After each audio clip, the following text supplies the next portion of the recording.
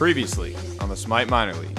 Good afternoon and welcome to the SMITE Minor League. I will be your captain, Tom Battinger, joined here by my co-pilot, Anatoly Alexeyev. It's that three-way horse race for the number 1/2 spot, because only two teams are going to get a chance to qualify to HRX. So with that in mind, we'll jump into it. Picks and bans for game number 1 here, Flashpoint and Exordium. The dominant performance from Flashpoint. And man, this makes them so much scarier to me in picks and bans now, because even if there is an early Kali, I think it was top 3 taken for them, you still have to be worried that Dzoni is going to play the Kuang. It's a really interesting but effective strategy, I think, from Flashpoint. We're already on set 2, man. That's good Set news, 1 was pretty quick. I mean, if I'm being honest, Simplicity, I think, is one of those few teams that's almost SPL level, right? Like right there on the edge. I mean, the Maniac Fails, Death Panner, Genetics, these guys are all players who are either been in the SPL or of that caliber in terms of plays. Horizon Union, so close to taking care of Simplicity. Wow.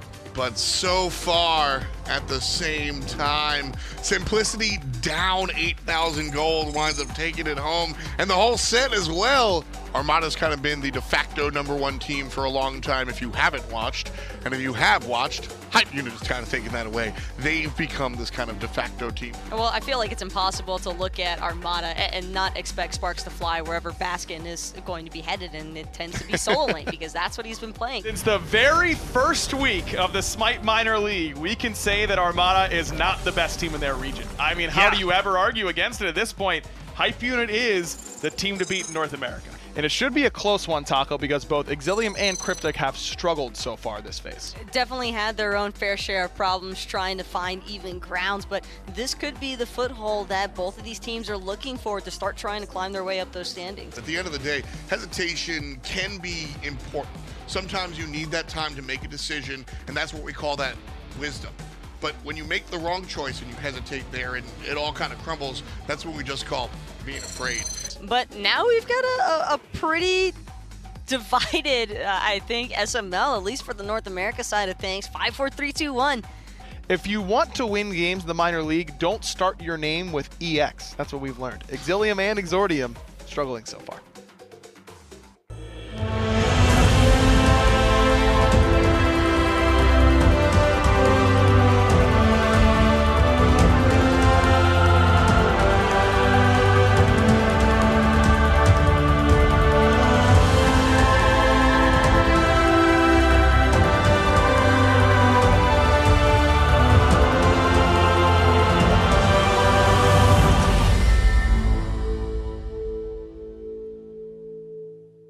Welcome in, SMITE fans, and happy Tuesday. It's Minor League Day here at Mixer.com/SMITE Aggro, joined by Anatoly here on the desk. And Toly, we've got an EU-centric day here today. You're going to get a chance to see all 3 EU matchups in the Minor League. We'll have details on that in just a little bit. But Toly, we're kicking it off with a good one, Flashpoint versus Outcold. There's a lot of names there on Outcold, but Flashpoint have been doing a little bit better in terms of the standings, sitting at the #1 spot. Just barely hanging on over Simplicity in that plus-minus. So even if just a win might not be good enough today for Flashpoint to hold on to that slot, they need to find the 2-0, assuming Simplicity will do well in their matchup later, but they are playing the bottom seed in Exordium. But Simplicity did have a little bit of trouble with Horizon Union last week. Feels like this region is again starting to coalesce and get a little bit closer, whereas towards the back end last year, it felt like it was the top end was pulling away. It definitely feels that way. I think those top 4 teams can easily sneak into the top 2 spots as well, depending on what day they decide to show up. A lot of names on those top 4 teams, and I think their talent can definitely match. On the side of Outcold Gaming, you got a lot of historic names. Dimi, 2-time world champion. PrettyPriMe, 2nd place in Worlds 1 and Worlds 3. So a lot of history there, but they haven't been performing towards that name, sitting only at 3 and 2. That's right. I mean, this has been the better split for them so far, I think, which says a lot about their phase 1. We'll see how they're able to do today as we're ready for picks and bans between these two teams. You saw in that little preview video or recap that we had of last week, Flashpoint threw a little bit of a curveball at their opposition, picked a hyper carry, and then didn't give it to Dzoni, and then gave Dzoni a different hyper carry later on in picks and bans. I think that makes them very hard to pick and ban against. That's what you need to do to elevate yourself towards that next level. When Dzoni can be less predictable with the Kuangs or the other hyper carries, he's able to really confuse his opposition. And today, Outcold Gaming, they really need to do their homework because it's not just Dzoni that they have to worry about. FaraKrik, Giannis from time to time is always a threat. Absolutely. I mean, of the top bans against Flashpoint, if you take a look at the bottom of our graphic right there, Zhang Kui up there, that's kind of what you expect. Above him, it's Kwang and Set, two gods that are really good for Johnny, but neither has been banned yet by Outcold Gaming. They've gone Zhang Kui, Osiris, and now the Jormungandr. This Yorm ban kind of surprises me. We don't see that much Yorm these days. Sibi does play Jormungandr from time to time, but not to the point where you need to first ban it. And I know Dimi likes it too, so that's something that Outcold Gaming could have leaned on. Now you're giving the option towards Flashpoint of having to ban the set. So I think that Outcold Gaming knew that this set was going to be banned, and now they're going to have a counter if Kwang is locked in. Thor's open here, and that's immediately where my mind goes, but instead it's going to be the Khepri selection here for Breez and the rest of Outcold. I mean, Khepri good, but you know what goes through that Khepri execute? Kwang. So this is definitely like threatening Flashpoint, like daring them to lock in the Kwang and make Johnny play it. So if he does lock in the Kwang, I'm expecting early aggression from Outcold Gaming. Try to lean on that jungle. Don't let the speed buff go for free. Yeah, that's something you've got to look out for. But there still is Thor, so he's a good pressure pick right now that we could end up seeing. Not the execute we expected to see necessarily, but still an execute picked up early here by Flashpoint. It's in the form of Achilles. Achilles has seen a big resurgence as of late, Tully. We've been seeing a lot more of this god as of late. It's just a mobility factor, honestly. That passive, the shirtless passive to get you extra power, extra movement speed to chase down a jungler is never a bad thing in team fights that last a long time. You want that mobility to reposition yourself, to dive the backline, or to escape. Cabrakan locked in, and with Khepri already there, we've seen some teams flex that Cabrakan over to support. Does not seem to be an option this time around. That'll be in the jungle almost certainly for FrostiaK. Can still play solo lane, but still kind of expected to be in the jungle. If you're going to pick out Kwang, this is the moment. Though with the Chiron on the other side now, that cleanse could cause you problems, and so Flashpoint go with a heavy CC support in Kumbhakarna. Makes a lot of sense if you're trying to set up in the mid lane. A Muzen Cobb is probably going to go in the hands of FaraKrik if I were to guess, although Kespainify can play that as well if he wants to get pressure over up against Spudio that has a lot of Jing ways in his arsenal. I'm expecting this Chiron to go in the mid lane. And keep in mind, Thor is still available this whole time. Yeah, I agree. That it's kind of crazy that two premier junglers for each team are still on the board and not picked. In fact, no Kwang banned right away by Outcold. They instead ban away the Dodgy. A little bit surprising because Chiron typically a very good matchup against the Dodgy with that cleanse of the Powwow. That's been a counter pick a lot of times. True, but there are 3 times that you can select different targets. So if you can only cleanse one, like let's say I cleanse myself as Chiron, I can't cleanse my teammates, so that could be an issue. So no Thor ban, no Kwang ban. We're going to leave those open. Chronos, Olaron, Morrigan, all banned away by both of these squads. And Flashpoint have a selection here. It will be the Soul. So this makes me think AMC is actually going to go over to Kespainify in the long lane because we see FaraKrik like this Soul so much. A lot of safety. More safety, I think, on the Soul than on the side of the Muzen Cobb, but a little bit less pushing power. So it depends on the direction that Flashpoint wants to do. Do they want to invade the red buffs? If so, you want to stick a Muzen Cobb middle. If they want to invade the purple buffs, then you put the AMC in the long lane. Could be something to watch out for sure. Is King Arthur locked in here for Outcold? We already know that Cabrakan's likely in the jungle, so Jing Wei instead going to be picked up here for Spudio. Outcold, plenty of CC, some decent long-range damage courtesy of the Chiron. Do they have enough magical damage, though? Is Cabrakan enough as the only member that you have to worry about? I think so, honestly. You're going to have to build a little bit more glass cannon-y as opposed to a bruiser, but I think that once you get 4 or 5 items completed and a Void Stone, importantly, that Khepri is also going to do a little bit of poke damage. Thor, 10th pick, by the way. Outcold, Flashpoint. We'll bring you the game right now. Yeah, pretty good day when you get Thor last and Kwang passed over. Always surprising when Johnny's on the table. Thanks, Aggro and Toli. It's Finch and Taco as we move into Game 1 between Outcold and Flashpoint. And these are 2 strong teams, but really Flashpoint record-wise probably comes into this one favored. Would have to agree with you on that one, Finch. Historically speaking, just think that Flashpoint just tends to get the better favoring in this matchup, but I think part of the reason why Johnny wasn't all that interested in the AO was just looking at the composition from Outcold. Lots of really good lockdown presented through this Cabrakan and the King Arthur that make it pretty difficult for an AO to actually maneuver through. That lockdown is certainly a problem, and I'm right there with you. It's just, I mean, you definitely agree with the, executing to the Khepri, and it just feels like something you'd want here, but in this situation, it's the Thor. And you know what I'll tell you, Johnny? Thor's real good right now. And you're good at Smite, so I'm down for you playing some Thor here in this game. We'll see if he's able to make it work for them, as already we can tell that it is Kespainify taking the AMC into the long lane. It will be FaraKrik on the Soul middle. And like Tolly was talking about, maybe means that they want pressure in the long lane even more. Pressure in the long lane can definitely work, especially when dealing with the Jing Wei. Muzen probably one of the better responses in terms of poke exchange and just usually trading out in that 1v1 favoritism because of the stinger damage early on. That means that it will be FaraKrik on the Soul here middle, with everyone around, 3-man splitting. As we know, aggro is so fond of FrostiaK, not quite there with everyone else, but this has just become the new normal for a middle laner, and you kind of have to deal with oftentimes being behind in farm. So is Fusify, still level 1, 2 minutes in. This is tough stuff, though, for Sibi, already under pretty heavy pressure from this King Arthur, piloted by Dimi, and Sibi being confined to this T1 tower for so long already, Finch, it's bound to give Outcold an opportunity to try and make a play in mid, knowing that they won't have to worry about that solo lane rotation anytime soon. Yeah, I'm a bit surprised that we've seen so much of this Achilles. I mean, this does give them a piece that they don't normally have at their disposal as far as the execute's concerned, something that they were obviously not concerned with having in terms of that Kuang there for Dzoni, so that's why they have to have this Achilles. But it probably is going to keep getting bullied a bit by this King Arthur.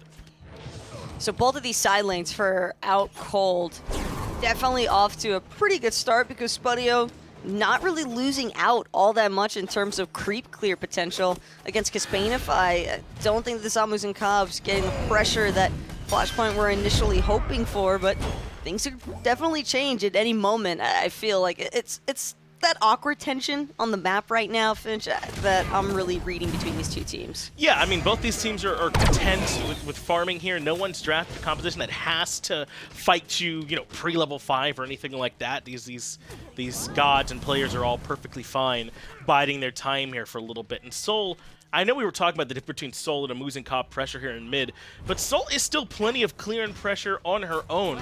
So if Flashpoint want to try and force this wave down and make a move, they have the option. Especially if you can get that heat passive fully stacked and going. Those autos will definitely be able to chunk a little bit better than others in the early game. But I think that it could have been Soul in the long lane for Flashpoint here. It also could have been, and putting the Muzen into the mid lane to deal with PrettyPriMe on the Chiron. I think that exchange would have probably been just as favorable, if not more so, than the Jing Wei matchup, just because Airstrike does provide so much survivability in that long lane. It's going to be tough for Kespainify, even through the stinger damage, to consistently find a pick there. Spudio so immune to pressure on the Jing Wei too. It feels like it's not nearly as valuable. Obviously, you can still do things like buff invades, but it's just that it's a harder hill to climb over to be able to successfully pressure out a Jing Wei as Spudio lets the wave freeze and minions die while Kespainify is not there to deny him some farm, and yet another mid-Harpy fight. Fusify, though, gonna get ducted by Breez, but an Anvil of Dawn to split the difference. FrostiaK now in some trouble. 3 members of Flashpoint surrounding him, and Dzoni's gonna take him out for the first blood. Prime had great follow-up damage off the back end, but it was nowhere near enough. FrostiaK ends up falling, and Dzoni just hits 5 first, man. It's that simple. Once he does, Anvil of Dawn sets up for a pretty easy punish on that grouping. And that is the danger of Thor, in all honesty, Finch. You just never really know where to expect it from first. That Anvil of Dawn being such a great global asset at times, but pretty explosive start for Flashpoint here. FaraKrik low and having to fall back into the middle lane, but you're correct. It has been, I guess that one play is a bit of an explosive start. Up until now, it's been a slow trickle for that to finally happen. But I was just saying, I didn't think either of these comps had to act pre-5 or anything like that. There was no, impetus for anyone that they had to make any kind of big plays. I would have liked to have seen it. From which team? Either side, really. Yeah. I think that there's components in both sides that really could have worked out well. Kespainify, Dzoni, Muzen, Thor, right now, Sibi getting the rundown, and Dimi's gonna take that one home. Sibi just doesn't really stand a chance when getting ganked by that Cabrakan. Fusify can't find much either when he tries to come back in, so Sibi does end up falling to even up the kill total at the very least 1-to-1, one solo laner for one jungler. I do suppose if you're on this Guardian in the jungle role, maybe you do want to try and get started a little bit sooner, because FrostiaK is, one, their only magic damage, and two, or only real magic damage, and two, going to be so reliant on base levels. But in goes Dzoni yet again with the Anvil of Dawn, and this time FrostiaK is the one in trouble, so they drop him a Scarab's Blessing to keep things going. That's Prime's ultimate as well, all to deter the aggression from Flashpoint, and job done. That's exactly what Prime was after. Just wanted to create some space here, and now the right mid Harpy is going to get challenged by both teams. Oh. Looks as though that was a trade out for FaraKrik, however. I agree. Based off those wisps, even through that masterful shot and the training exercise, Stellar Burst just proved to have that last little tick of damage for the experience difference. Soul not bad in the middle lane, man, at contesting these mid Harpies, at pushing the wave, at you know, the small skirmishes that can happen. So I'm definitely down with FaraKrik taking the Soul here in the middle lane in the play so far. But I mean, this game's still dead even after nearly 7 minutes of the contest. The only question becomes, is there some sort of pressure on FrostiaK that he has to act early? He is a little bit more bruisery than a typical Guardian, and he is going to want to see if he can get a little bit ahead. It's not that he has to act early, but I personally feel that Cabrakan is best whenever you can get him off to those strong starts. And early game Cabrakan as well, I think, has a lot more potency than what some would probably anticipate, especially in this Thor matchup. I think that there's a lot that FrostiaK can do to actually counter Dzoni, most specifically looking for the stun when that hammer toss is actually expended. And, I mean, we call Cabrakan Fat Loki for a reason. He's definitely got the damage, especially with the pen boots online now for FrostiaK, plus that blink. I think it's only a matter of time. Oh, no. But Kespainify on the other side of the wall.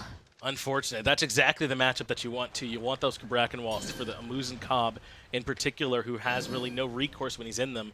Breez and Dimi lurking, perhaps to catch Dzoni, but Dzoni seems aware, makes it out okay. It's Fusify who's been rooted, but Dimi and Breez don't have a ton of kill potential here. But to your point, I am okay with seeing FrostiaK be aggressive, especially because he has Breez on this Khepri to give him that second life if he ends up needing it now that we're post-level 5 for this Khepri. And Breez just in general, I think, has kind of breathed life into this Outcold roster. I've been saying it for a couple weeks now, that this team was really struggling at the support position for a while, and I do think Breez coming into his own has helped out a lot.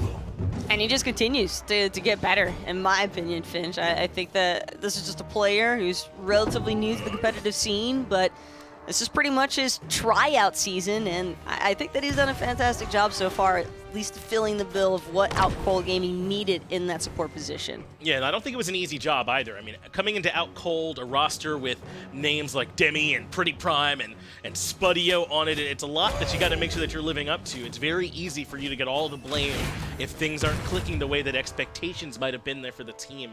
So I think Breez has done a good job coming into a pretty tough situation here. And Outcold really in general in a tough situation. I still expect this team to be better than we've seen from them lately just because of all this star power, but it kind of speaks to how tough the SML or EU SML really is. Have to remember, even though we see the improvements week in and week out with Outcold, it's pretty much the same thing across the board. But well, I thought right now, PrettyPriMe in some trouble here, gonna get the Scarab's Blessing, but up to the sky goes Dzoni, looking for that Anvil of Dawn. Prime with the read there too, baits Dzoni, and using the Anvil of Dawn in the wrong direction now for the turnaround with the Centaurus for the much needed damage. Dzoni is quite low, but still breathing for the time. It's FrostiaK who falls first. Fusify finds him, but FaraKrik as well to make it 1-for-1 jungle for mid. But Dzoni buys time, gets away from Breez, and over the wall, the Thor's out, and now Prime suddenly punished. Fusify inside the passive, but hold on thanks to Dimi. You're not going to get away from Dimi anytime soon. Dimi also going to look to charge down Fusify one more time. Might have lived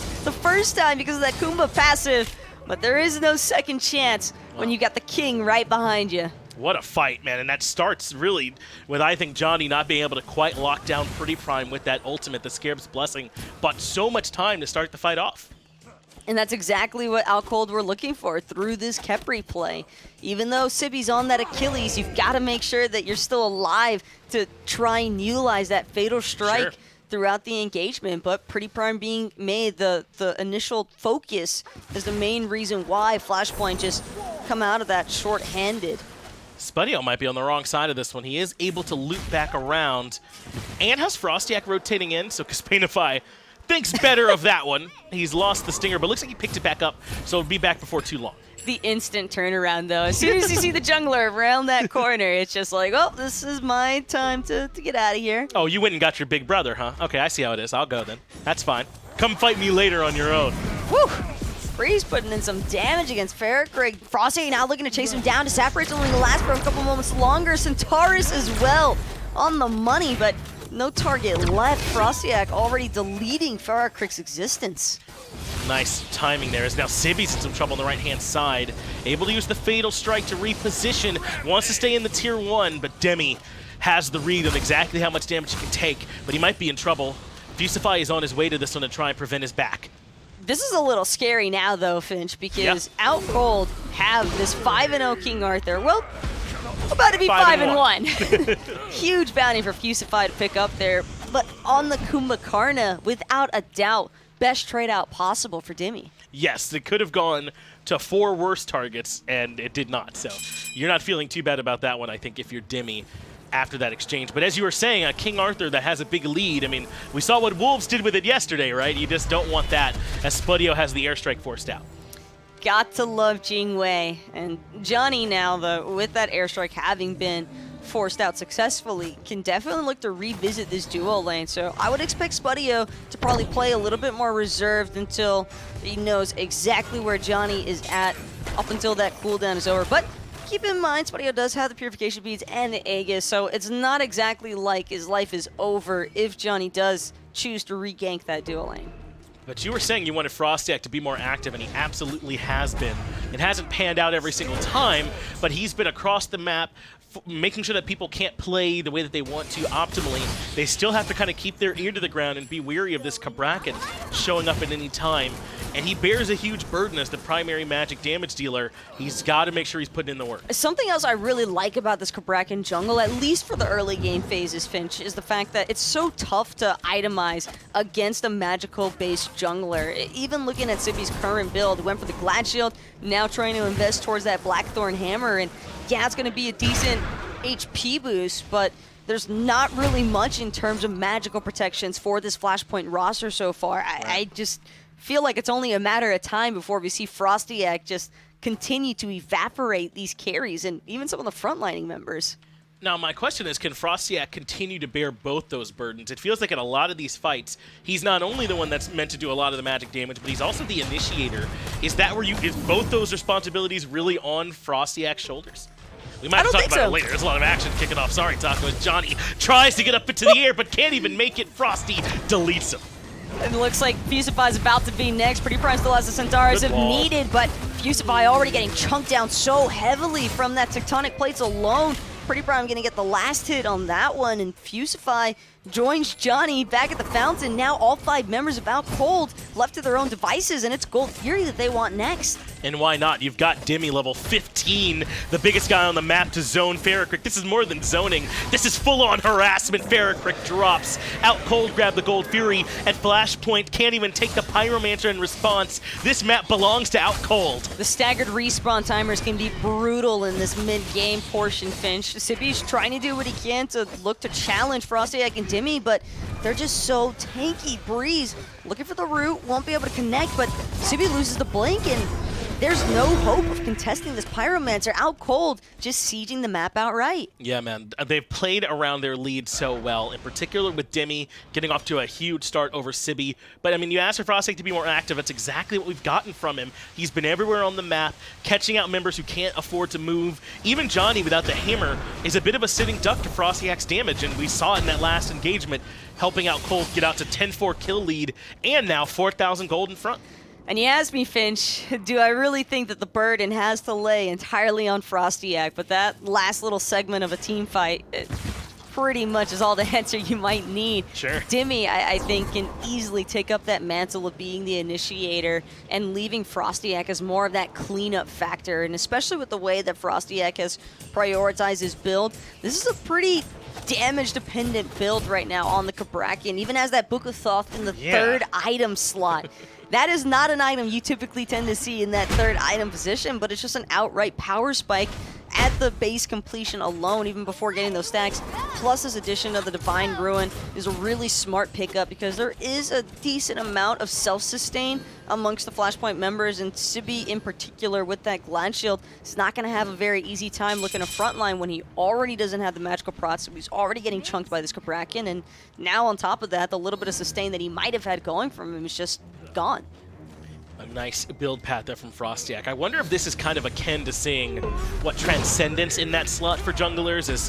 A gank attempt happening on the FrostiaK on the left-hand side. They've recognized that he's a problem, able to drop the tectonic shift to put some much-needed damage in, and that sets up for Dimi to find the return kill. Dzoni falls to the big damage from Spudio, who rotates over as well, and Prime wants to lock down Sibi. But this Achilles level 14 can't stand up to the pressure. A double for Spudio, 1 for 3 in favor of Outcold. At what cost do certain ganks come, Finch? And now, Flashpoint with 3 members still being dead, no one from Outcold is going to even give the slightest sign of awareness to Flashpoint that they're doing this Fire Giant, because Dimi actually uses the teleport to prevent Kespainify from taking so much as a T1 in that duel lane. There's not much they can do. At the very least, FaraKrik finds the tier 1 mid, and Breez will harass for a moment. But not only could Flashpoint not have contested, there was no one really even alive who could have even thought about it. It was just Kespainify and FaraKrik, basically. Why 3-man dive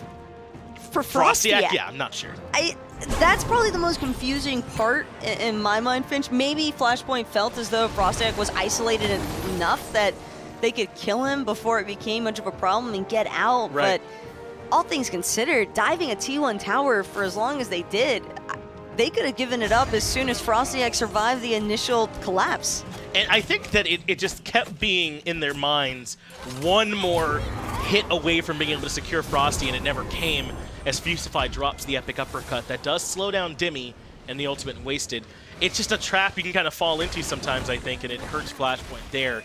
Now Outcold, up 6,000 gold, adding a little bit more with this tier 1 and Fire Giant on 4 members. So FrostiaK goes in first, drops the Cabrakan walls. They finally get blown down, but Outcold have forced out Flashpoint. Centaurus just to spread a little bit more damage here. Dimi still leading the charge forward, looking to chase after Dzoni now, but quick camera away is going to get that Thor to safety. Meanwhile, every single member of Flashpoint just so poked out, but fortunately for Flashpoint, they also still have 2 towers standing in that long lane, so Outcold are going to shift their focus back over to this duo side of the map.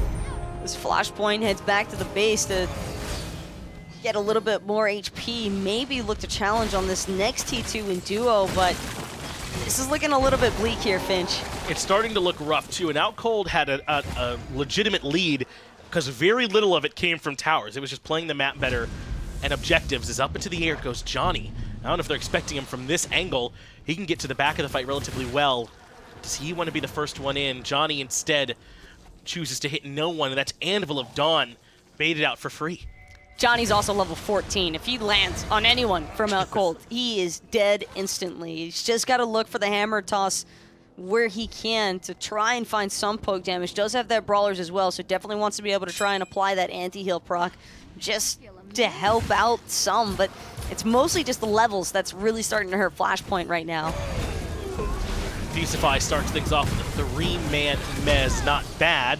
Dimi follows that up, and already FaraKrik is quite low. Fusify is the one that's been abducted, hit by a crit and quite low, trapped in the walls, and he's in the passive. Spudio, no Prime, is the one that will grab this next kill. Dzoni does have a wall that allows him to reposition, but Dimi has a blink and allows him to get even closer. Hard to imagine Dzoni can make his way out of this one, but the hammer gets him just far enough to where he's out.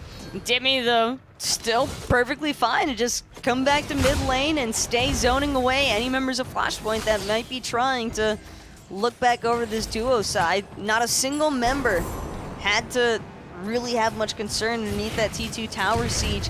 And I think another problem too, Finch, is the fact that this is a double Hunter siege composition. So having both of these Hunters already that much further ahead of Kespainify, ahead of FaraKrik. I mean, even underneath that last T2 tower siege, FaraKrik threw out the Supernova, but it looked more like a panic ultimate than an ultimate that was actually intended to try and kill somebody. Flashpoint are struggling right now and down too far, so if feels as though this has already been relegated to a Phoenix defense from them if they want to try and turn this game around. I don't really think they can afford to come out and fight on FG here, Taco, or even a tier 2. How do you read it at this point? Is Flashpoint kind of forced now to just wait for Outcold to come to them? It really is just entirely up to Outcold when they want to actually push into Flashpoint. Next Fire Giant responding about a minute now. Flashpoint looking as though they might want to contest this one, and I get it. It feels really bad to just let the enemy team, and having a Thor can also kind of alleviate some of the stress of looking for a Fire Giant steal, because I definitely think Anvil of Dawn is a great tool to strip that away. But instead of a fight on the FG, it's just a fight in the jungle, and this might not be optimal for him. Fusify does a good job disrupting the backline, but Spudio blows up Kespainify. Sibi is in trouble too, and Fatal Strike doesn't even get to finish, channeling Spudio with a triple kill. Dimi finds FaraKrik, and now Fusify in trouble too. Prime completes the deicide. Outcold gonna come out on top. That's the surrender, and game over. Outcold beat FP.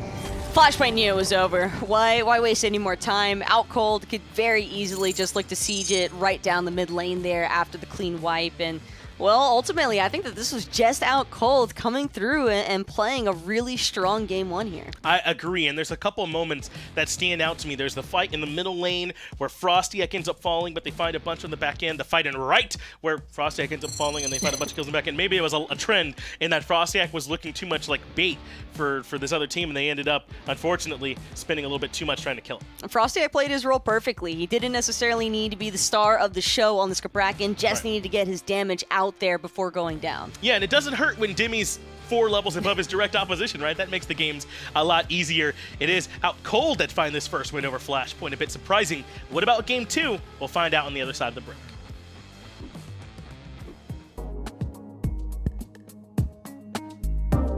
Alienware, the official PC provider of the SMITE Minor League.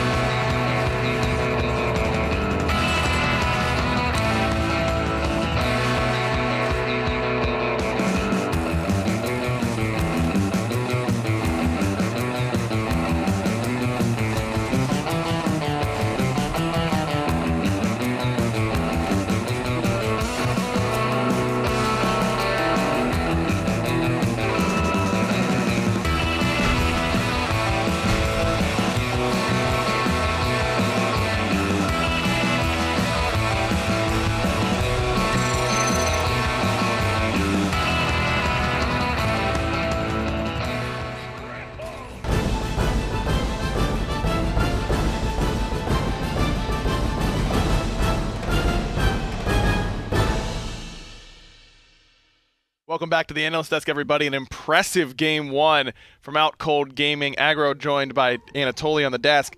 Toli, I mean, like we said, this Outcold team has not performed up to expectations that a lot of people had for them at the beginning of the year.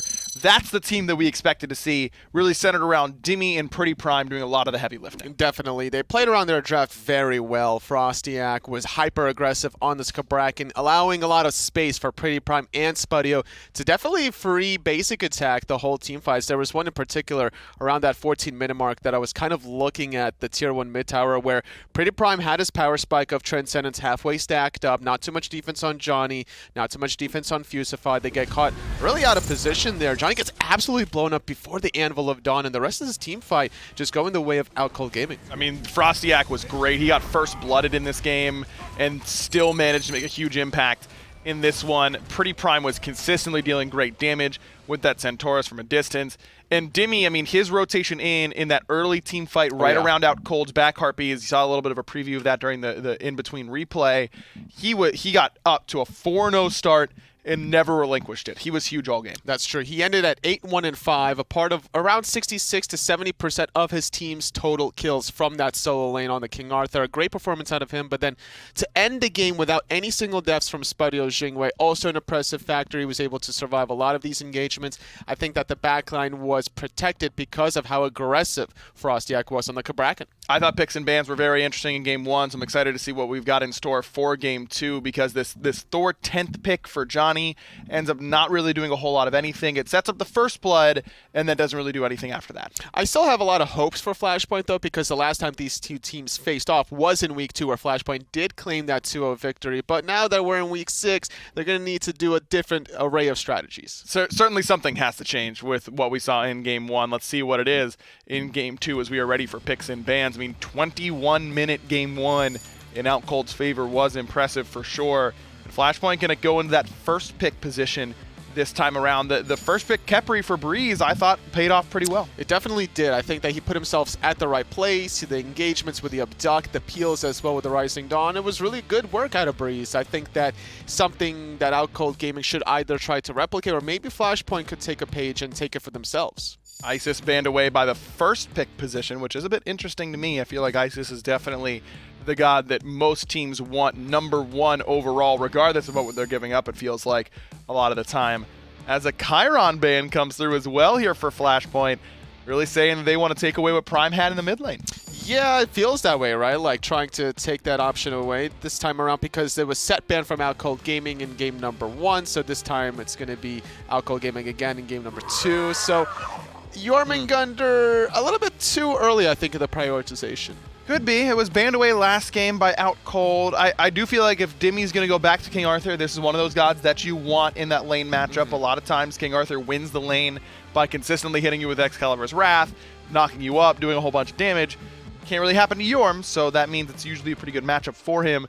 Also can't be knocked up by this Horus selection by Outcold, but I do feel like Horus is one of those gods that I want on my team all the time. Absolutely. The engagement of shredding your protections as a support player. There's very few supports that have that kind of burst damage or this setup. Thinking of gods like Bacchus, maybe the Cabrakan, Kumbhakarna, and Horus is definitely among the top of that list. So there's the Kali early on here in the draft for Flashpoint. If Outcold was paying attention last week, they know this is not necessarily for Dzoni, though I do think odds are still good that it's going into the jungle this time around. Serqet, almost certainly in support, still could theoretically go into the jungle for Dzoni, but I like this look for Flashpoint. They've got an aggressive support now in Serqet, and then a great late game sort of band-aid if things aren't going well in Kali. And they're definitely going to need to play aggressive in this early game with their double assassins against the late game Chronos. You don't want him to get to that 50-minute mark where he gets a free 125 magical power. No, certainly not. That's not what you want to see at all. AMC got picked very early in the last draft, not taken at all here with the ban in the second phase. And there's the King Arthur ban by Flashpoint looking at Dimi. So now you really have to change up what you want to do on Outcold. I feel like a Cabrakan ban would go a long way here for Flashpoint, as we see a great Kuang ban from Outcold. Clearly they did pay attention to their games last week. Yeah, it's typical, right? Like, it's Dzoni, you're going to ban away the Kuang. It was baited a lot in game number 1, actually, to the point where, like, all right, well, Thor is up, so I guess we'll last pick the Thor instead. But Flashpoint already are interesting, because if they were to lock in the Kali, Serqet, and Kuang, that would be too many assassins. Sure, too many to really have in your team composition, but still banned by Outcold. Guan feels like a flex pick to me, can go into the solo lane, I think, here for Dimi, can also play jungle for FrostiaK.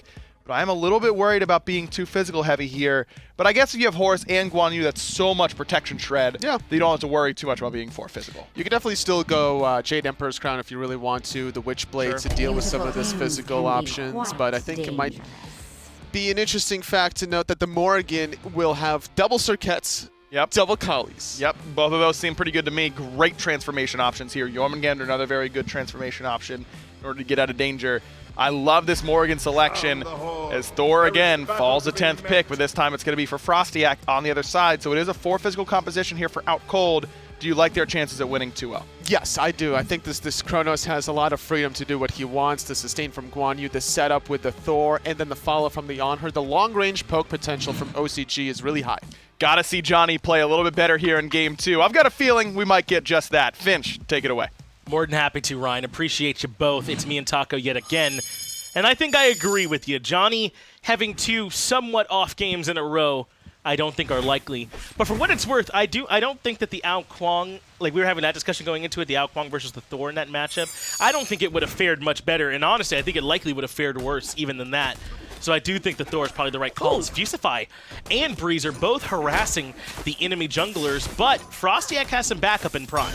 Hate to see it, though, with the Anhur impale being a little bit off the mark. Breez, on the other hand, not going to be successful in stripping away Johnny's speed buff either, so both of these junglers will maintain their standard starts, at least, with the speed buffs, but Breez still going to stay right on top of Johnny's back harp. He's actually heading straight for that blue buff, looking for an invade early on. I actually really like this call because Dimi probably is going to be able to rotate over to this relatively quickly. And so instead they can have this 2v1 up against the Jormungandr. And especially if he goes consuming Bellow to start, I feel as though his potential to confirm the buff drops off quite a bit. And so because of that, Outcold recognize a good advantage and they take the blue. Dimi now going to use that Talon Assault just to continue pushing out this wave even further. Only a matter of time. There's that level 2. I was waiting for it, but Fusify, on the other hand, kind of surprised that he used that Deathbane outwards. Think he definitely could have had the secure on FrostiaK speed buff. That's probably one of the best level 1 ability confirmations in the game for these buff invades. So maybe just felt as though, even if he'd stolen the speed, might have traded out his life in the process, and that exchange just might not have been worth it. This active start does feel different from what we saw in Game 1, though, doesn't it? Where they were a bit slower to get things going with that Cabrakan in the jungle. And they have the later base game compositions, too. I would think so, too, right? This time it's like a Kali that wants to be doing stuff late and a Morrigan that wants to come on. I'm right there with you. As Fusify showing some presence early, but this feels more like a desperate search for farm than a gank. Fusify just looking to take in at level 2. Don't think that there's really much more to be done against that Chronos otherwise. And Sibi, on the other hand, actually with a slight experience lead over Dimi, despite having lost that blue buff, the fact that he hasn't shared any of his waves with another member is the only reason why he's really got a slight edge over Dimi. But it's not enough of one that Dimi has to really be too concerned. No, I don't think so either. As Fusify had to take that back after he came over here to the long lane, Taco, it does mean that he has tier 2 boots, which is actually a not bad advantage over Breez by any means, but it also means that Breez has been out here farming the entire time, still hasn't found the back timing that he's happy with as he rotates over to right, but there's very little here. Maybe he's trying to be here for the spawn of this blue buff. Fusify, though, lurking behind FrostiaK for this red buff invade, and won't be successful in the process. Hammer toss a little bit better, and pretty much told to get out. Exactly, so not quite going to be able to take that one. And it looks like Sibi and Johnny have grouped up together to try and confirm this blue. Breez couldn't quite find the timing, and so Sibi is going to be able to confirm it. So a couple of buff invades this time that don't quite pan out. And at the end of it, everyone's come out about the same, really.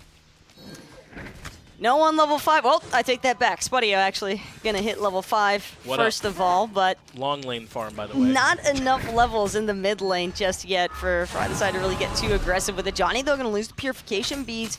Nice fracture there from Breez. Now it's the hammer that they've got to be on the lookout for. FrostiaK's low, but making his way over is Sibi on the Jormungandr, and that spells trouble for Breez, level 2, and certainly going to get gobbled up. Sibi finds first blood on the Jormungandr.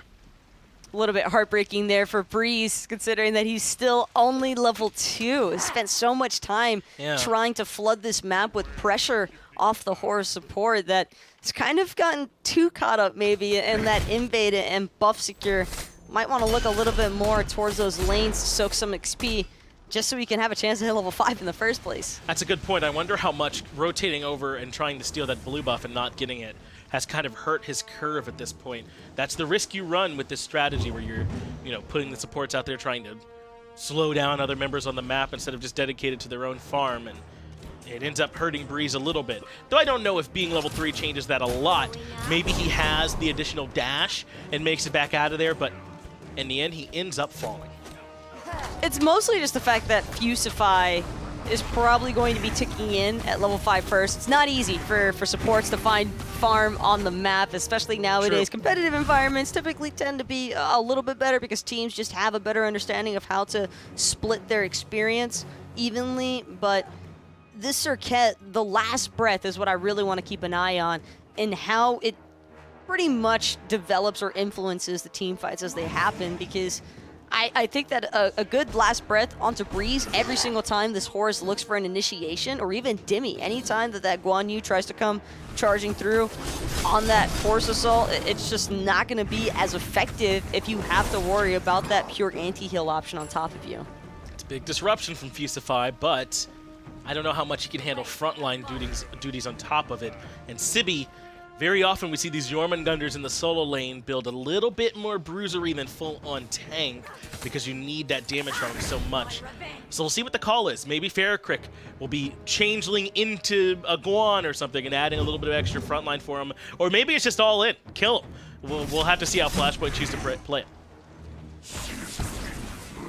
So far, relatively quiet. Ever since that first blood that Sibi managed to pick up onto Breez, seems as though Outcold maybe understanding that they might want to spend a little bit more time in that farm department and look for that mid-game stride, because you're looking at a Thor, Guan, and Anhur, plus the Horus support. I think that this is definitely a composition from Outcold that is more well-intended for that mid-game portion, and trying to take these early team fights with Flashpoint, probably not doing themselves too much of a favor, because Flashpoint, I think they have a better understanding of what it is that their composition can offer them in the earlier stages, and it's mostly just punish where Outcold lets them. And that's what Flashpoint have done, at least so far. Fusify wants Spudio, that's already the beads. Last breath to get him through the stun, forces Spudio into the rewind. So he survives, but it costs him every single cooldown he's got, and Fusify knows he's going to be vulnerable to the next gank. It's really Johnny that Spudio's got to keep an eye out for now, because keep in mind that Kali, all she has to do is drop her own ultimate, and she can just have plenty of time to try and chase down that Chronos without the rewind. But it still isn't all that easy for Akali to find early game damage, especially since it's not very guaranteed that Johnny can even stick to a target right now. Oh, I see now. Dimi going aggressive because he's got a bunch of people lying in the wings. FrostiaK goes up into the air knowing that they forced out that World Serpent ultimate. All of this is around securing this blue buff invade. And it looks like they don't even get it. Flashpoint defend. Somehow. Must have been the lash from Johnny. I can't think of any other reason as to why Flashpoint would be able to confirm that otherwise, because Sibi was still stuck underneath his T1 tower coming out of that World Serpent. Still, it's a win for sure, and I don't think Outcold was expecting that one at all. No, and it was a heavy commitment on that right-hand side there too from Outcold, so that they don't get it definitely ends up hurting them on the back end of that fight. You know, I did want to ask about Dimi taking this Blackthorn Hammer to start with anyway, because we don't normally see it, I feel like, in that first slot over like a Glad Shield or anything like that. But the health is pretty good into two different types of damage. It'll help you in both scenarios. Obviously, Guan Yu has sustained himself. I think this is actually a pretty good pickup. I think Dimi also wanted the 10% cooldown reduction. CCR Right. is always great to have, or CDR, excuse me, is always awesome to have on a Guan Yu, especially if you're looking to provide that team sustain as the match progresses. But I also really just like the raw HP, because even though Jormungandr can have a better time than most looking for that poke exchange from a distance, I definitely still think that the Blackthorn's going to at least help mitigate some of that poke, considering Dimi's just got so much health to work with. Agreed. I think that this could work out for him very well in this matchup as Flashpoint considering something. Maybe they had information I didn't, but no one was on their way. They took the safe pathing around the backside of the Tier 1 towers. There will be no one there to punish. But Dimi not the only one prioritizing early CDR in the build. FrostiaK on the Jotuns. Looks like Transcendence coming out for Prime. The Pythax cooldown boots for Spudio. Looks like Outcold are expecting they're going to have to use a lot of cooldowns to get the job done. But both of these teams are just playing with such discipline, Finch. That's probably the best way to look at it, because they both kind of just have such a strong understanding of what it is that they can and can't do in this early game. Right now, the main storyline has just been Outcold surrounding this blue buff. And trying to steal it away from Sibi, but they haven't even been particularly successful at it, aside from the very first gank that Breez found a nice timing on alongside Demi to come over and strip away. Other than that, it's been largely fruitless. I suppose they have forced rotations as FrostiaK goes up into the air, looking to see if they can catch out one more member. It's Fusify they looked for, but FrostiaK is the one who's low, and in comes Fusify to find the kill. Prime in some trouble too. He does make it back up and over the wall, but Outcold's aggression gets punished. Prime is also Johnny's target, so you already know this Kali is still hunting. Spudio gonna miss with the stop time. Johnny, though, unable to figure out where PrettyPrime's actually at. Spudio might have caught himself in trouble here. Instead, Flashpoint, a little bit more preoccupied, clearing out that red buff. Fusify not out of the red zone just yet. That's the ambush used. Now Deathbane down as well, and Fusify running low on mobility options. The stun confirms the kill. Dimi rotates over and finds his first, the first for Outcold, by taking down the Serqet support. But I'm wondering what Outcold saw when FrostiaK initially goes up in the air. Was it that they didn't get the blue, or they were trying to get Fusify? They were trying to get Fusify. FrostiaK, well, Fusify just had bodies on him, so we didn't actually see him getting targeted, but that initial wall coming back down from FrostiaK was definitely him looking for that Serqet support. It's a Serqet. She's got so much mobility. And a ton of backup there. I don't know. Yeah, and it felt really forced is probably the best way to look at it from Outcold, but FrostiaK may be feeling as though he needed to do something with this Thor, because Thor really does provide so much early game presence. It is kind of surprising that Outcold really hasn't had more success surrounding these buff invades. Yeah, this is 2 games in a row where early the Thor hasn't impressed too much. The good news is for FrostiaK that he's got a ton of time on this Thor to try and make some adjustments. So it's not as if things are out of reach by any means at this point, as Fusify can't quite find the invader.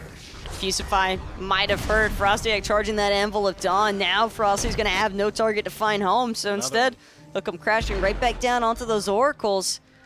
Both being cleared out, so Vision goes the way of Outcold on that Gold Fury, but based off Flashpoint's composition, I don't think it's really much to be expected as far as early game Gold Furies are concerned. No, Flashpoint, I mean, they might have some chance to build over, but you're right, this doesn't scream that by any means at all. So I don't think that Outcold has to be extra worried about it.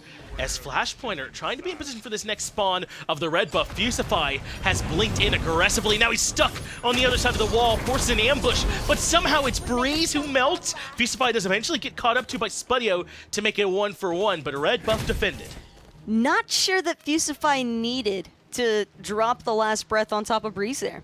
Considering that he got hit by the persisting gust, Breez was probably dead by all rights in that particular instance. Instead, Outcold gonna have a chance with a fully souped out Guan Yu to look for these back harpy invades. Sibi, though, not gonna make it easy for Dimi. Instead, Johnny's gotta keep an eye out not to take too much damage out of this Guan on the backside. But for the most part, Outcold did a decent job at least answering back. This is so interesting. It feels like Flashpoint, with a comp that I would consider more late game, has been, you know, towards the end of the laning phase, you know, not quite mid-game, has been asking for more fights than Outcold, which I would have thought Outcold with a Thor, with an Anhur, with a Horus, they would be the ones that would be looking for more of these skirmishes, but instead, after those numerous blue buff ganks don't work out, it's Flashpoint who flip the script. Now they're looking for red buff invades. The primary disengagement factor for Outcold, I think, has really just been whether or not FaraKrik is present, because this Morrigan having that changeling transformation, it's really tough to want to pick a fight. You never know if FaraKrik could turn into PrettyPrime himself, or maybe even look to be Guan Yu, possibly could introduce Thor, Chronos. The possibilities are really just that endless for FaraKrik that it's not really easy for Outcold to gauge just how much Flashpoint is willing to invest for some of these buff invades. And I think that's where some of the hesitation comes through in terms of the collapse. I agree, and Outcold, they do have this sort of Chronos late game clause, but it's going to be running into a Morrigan who can steal that clause, and into Johnny on a Kali who's a monster late game. I imagine Jing will have a ton of crit by that point. Fail Not should be the next item that we'll see after this Executioner for Kespainify. I don't know if the window's going to stay wide open for Outcold to kind of slow play this. Damian picking up the Mystical Mail as well. Throwback. For this Guan Yu. So this is a really aggressive build so far from Divvy, and kind of just all in on being a damage dealer as opposed to damage taker, because Sibi, FaraKrik very likely can look to chunk through. But Dimi should be able to prevent exactly that in the future. The blink passed for Fusify as it brings Prime low. FrostiaK can't make it up to the air in time. Spudio has to use the rewind, and Dzoni waiting on Spudio on the back end. They both use beads to keep up the chase. Spudio has to use Aegis too. The knockup's there from Breez, and he might have done enough to keep Spudio alive. Breez just barely gets his Chronos out of there. To the skies has more purpose than just getting you out of there, Finch. Great job by Breez to interfere and save the life of his teammate, but more importantly, it's about this Gold Fury now that Flashpoint has turned their attention towards. No one from Outcold really in position to try and contest, and it's already gone. In fact, Breez might be in a bit of trouble. Fusify has to jump away as Gold Fury confirmed by FP. Prime sees some little held targets and wants a little bit more here on the back end, but Flashpoint even get the Oracles for good measure on the back end of the Gold Fury, and a pretty decent fight. This Jing is kind of sleeper right now, though, for Flashpoint, and I think it's only a matter of time before Kespainify really starts turning up huge in these team fights. Already did a decent job at chunking out Spudio, even through the rewind, and the fact that Dimi has such an aggressive physical build, but nothing really prioritized against crit. Can be really tough to look to prioritize against crit Jingwei early on anyway, but Kespainify is building into that fail nut like we were expecting. Right. And considering that Dimi has that shell, there's no room for a Thorns. Don't think that Breez really wants Thorns on this Horus either. This could be a possible... I don't want to call it a gateway to victory by any means for Flashpoint, because I definitely think there's still some work that needs to be done, but it's going to be tough for Outcold to stay even in these matchups when they don't have crit to rely on themselves. Fusify hunting for FrostiaK, but will come up empty. FrostiaK makes it to the hammer. I'm right there with you, though. Kespainify's crit build will certainly be a problem in the late game. They'll have to worry about FaraKrik, sneaky, almost assassin-like damage, and Dzoni ripping through them as well. Outcold have a number of options that I think get scarier and scarier as this game goes. And to make matters worse, they are starting to fall a bit behind. About 3,000 gold separate them from Flashpoint here, and at 17 minutes, that's not insurmountable. It's certainly not a big deal, but it is showing that Flashpoint are the ones that are picking the slightly better fights. Slow and steady wins the race. That's what they like to say, at least, but Outcold... Yeah, how true is that? I think going fast is good if you're racing. Most of the time. Yeah, I feel like if end. I'm Outcold, I definitely wanted to come out swinging, and they tried multiple times, especially surrounding that blue buff, but those just never really panned out in their favor. Flashpoint always managed to get the last hit on that blue buff somehow, and I'm starting to think that those early missed invades, Finch, that could have been a possible snowball startup, might be sorely missed out on as this game continues, because when you're looking down at Fusify, Kespainify, FaraKrik, Dzoni, all those members, you don't want to see them already ahead of you before it even gets to the late game. Yes, this is a problem, and that's why I was so surprised that it was Flashpoint looking for those red buff invades, but just great recognition from FP that they could afford to be more aggressive. As FaraKrik thinks better of trying to engage on Breez. You know, Taku, the more I think about this tortoise and the hare slow and steady thing, the more I'm thinking, yeah, just go quick, you know? If the hare isn't a jerk and, like, taunts in the middle of it, he makes it, right? Easy. It's free for him. Oh yeah, every time. I think it's more a story about not expecting a guaranteed finish. Yeah. Like, play it out, right? Exactly. Fusify trying to play it out on Spudio right now. Spudio doesn't like how this one's playing out, however, loses the purification beads in the process. Dimi is local, though, and will provide support. Nani is able to leap away for the moment, but it's yet another red buff invade in the cards for Flashpoint, and this time it's successful. FrostiaK has taken to the sky with the Anvil of Dawn, but not yet selected a target. Prime is already low. Fusify is the one FrostiaK wants. Spudio is the one that gets the credit, but Prime ends up falling as well to make it 1-for-1. There's still plenty of chaos happening in the back line, though, as Dzoni, with that ultimate going, destruction, looking for the reset. Sibi has found himself FrostiaK, and now it's Dimi that's become the target. Flashpoint win this fight handily. This is an absolute worst-case scenario as well, with Dzoni having found his marker. Spudio is going to go down in similar fashion to the rest of his team, and Dimi being the lone survivor without a Guan Yu ultimate on top of that. This might just be Flashpoint looking to siege the map. They could look to take that Pyromancer on the fallback. They've already gotten the tier 1. They'll take a little bit of jungle farm too as FaraKrik pushes the wave up.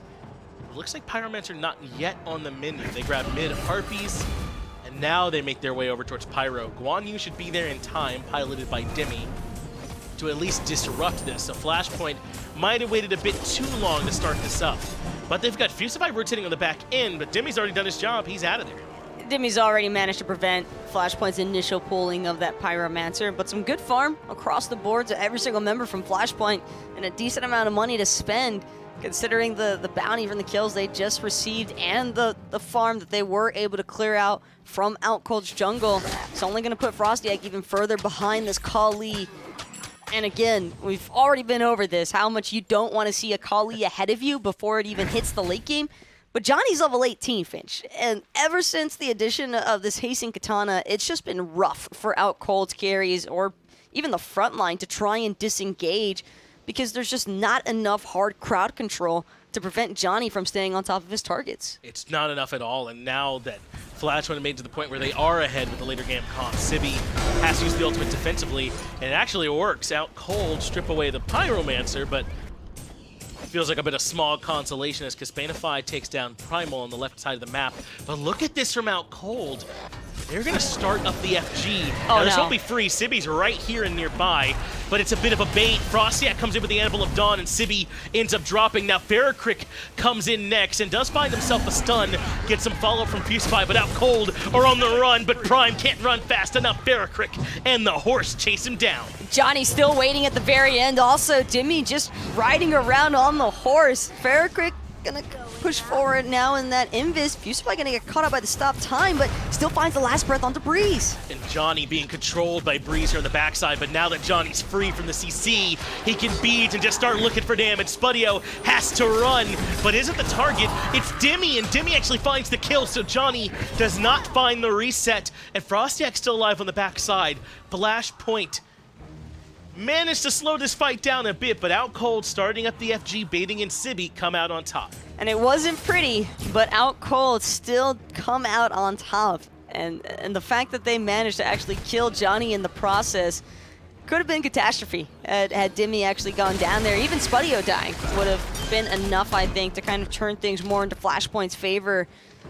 But still, Outcold hanging on, and Sibi maybe kicking himself a little bit for having gone in as deep as he did for that Fire Giant contest. He ends up getting punished. I don't think he expected the Anvil of Dawn, and he might catch a second one.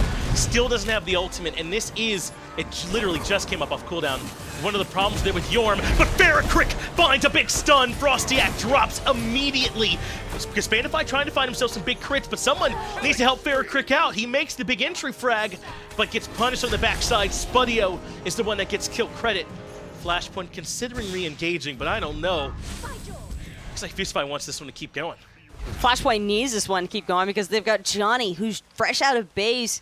Stops at his speed buff, though. Can kind of tell that the fight's already pretty much dissipated, and unfortunately, this Kali won't be able to rejoin the engagement, but that's really just on Sibi. I mean, I understand wanting to use the upgraded teleport to get back into the action as quickly as possible, but might want to get the heads up from your teammates or something before just willingly teleporting that far into the jungle. And I understand, it's not like it was a gross misplacement of positioning, but if you don't have that World Serpent, you're kind of just a massive bullseye. Yes, and that is the problem. One of the drawbacks to Jormungandr is that without that ultimate, he can be quite punishable. And those are Sibi's first two deaths. The death he takes checking the Fire Giant the first time around, and then the death after the teleport where he ends up getting caught. Fusify repositions, but it's Outcold at least near the FG, though I doubt they feel all that confident about starting it. Anvil of Dawn, expecting from FrostiaK, looking straight for Kespainify and blown up in an instant. No chance for that Jing Wei. And Fusify in trouble too. A double kill now for Spudio, and suddenly Outcold have bounced back. The tenor of this game, who's been in control when, has not tracked with what I would have expected, but it's Outcold making all the plays. They do force Sibi yet again into the World Serpent ultimate. This will be a disengage from Flashpoint. Watching Dimi just spam that Talon Assault every which direction, though, trying to find FaraKrik through that Morrigan invis. I understand your pain, Dimi. We're all trying to find that Morrigan in the back line, but FaraKrik manages to find PrettyPriMe first. Beads will be lost in the process, however, and now it's a full disengage. tried to turn to the Guan Yu and does make it there in time. Still has the Horse, I imagine.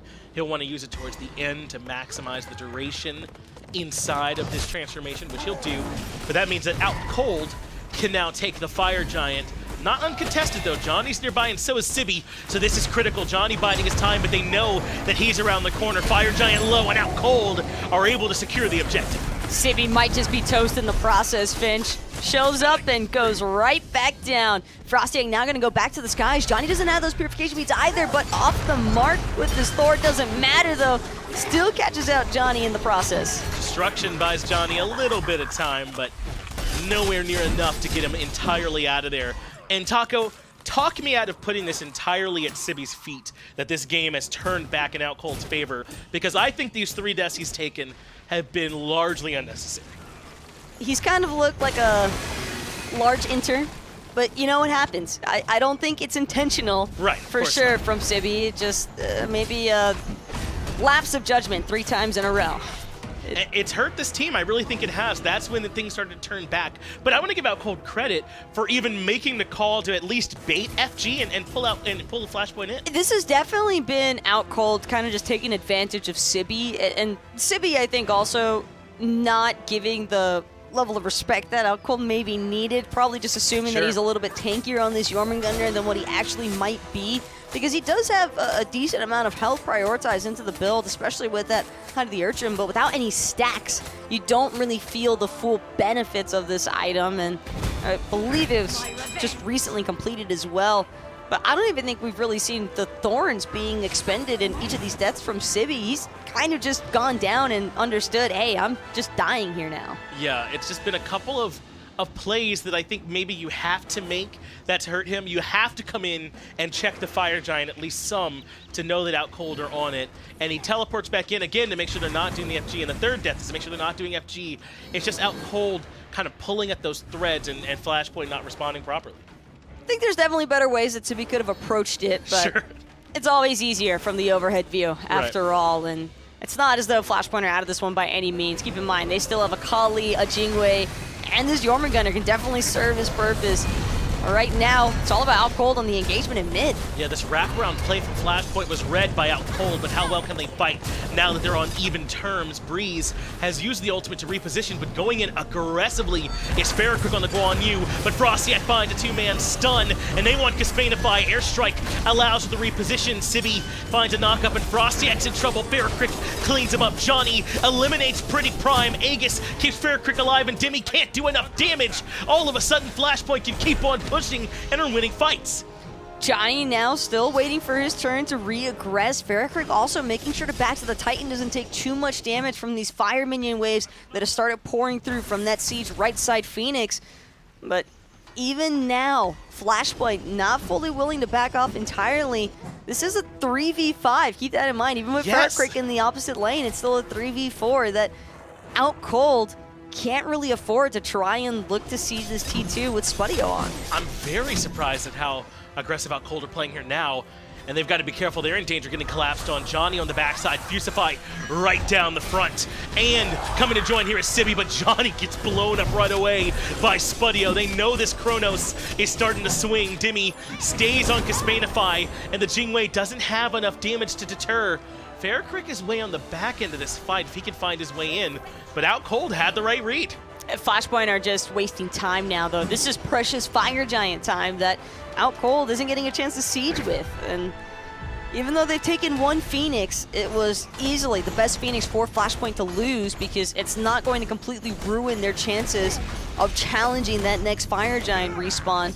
And not only that, but dying over a Gold Fury, just the Gold Fury, isn't worth it. If that was an Oni Fury, possibly even the Primal Fury, I think we see Flashpoint try to make a better stance there, but for a Gold Fury, it's not worth Flashpoint sacrificing any of their members. Well, Outcold no longer have the Fire Giant buff. It just dropped off, but they want to fight anyway as FrostiaK's up to the sky.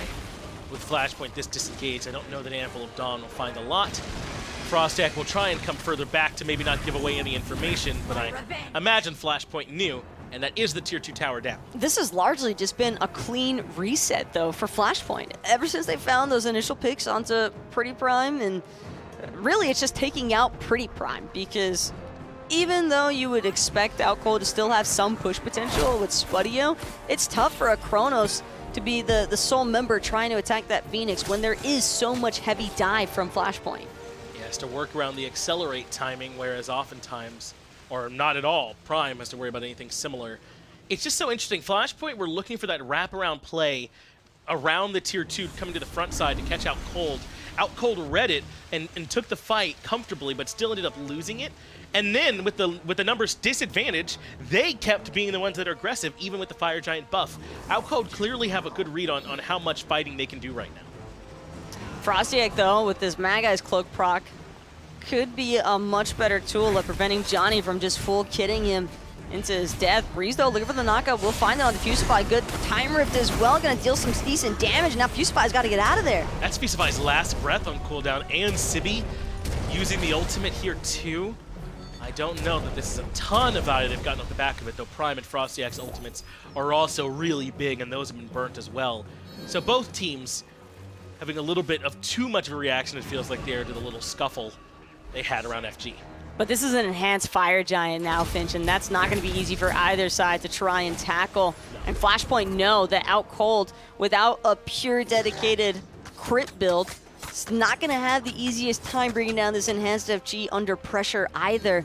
All Flashpoint realistically have to do is just sit around and wait for Outcold to actually pull the objective, and then they can look for their chance to collapse. It'll be easier for Flashpoint now, as Shell was used by Dimi in that last little bit of damage training that we saw happen a few moments ago.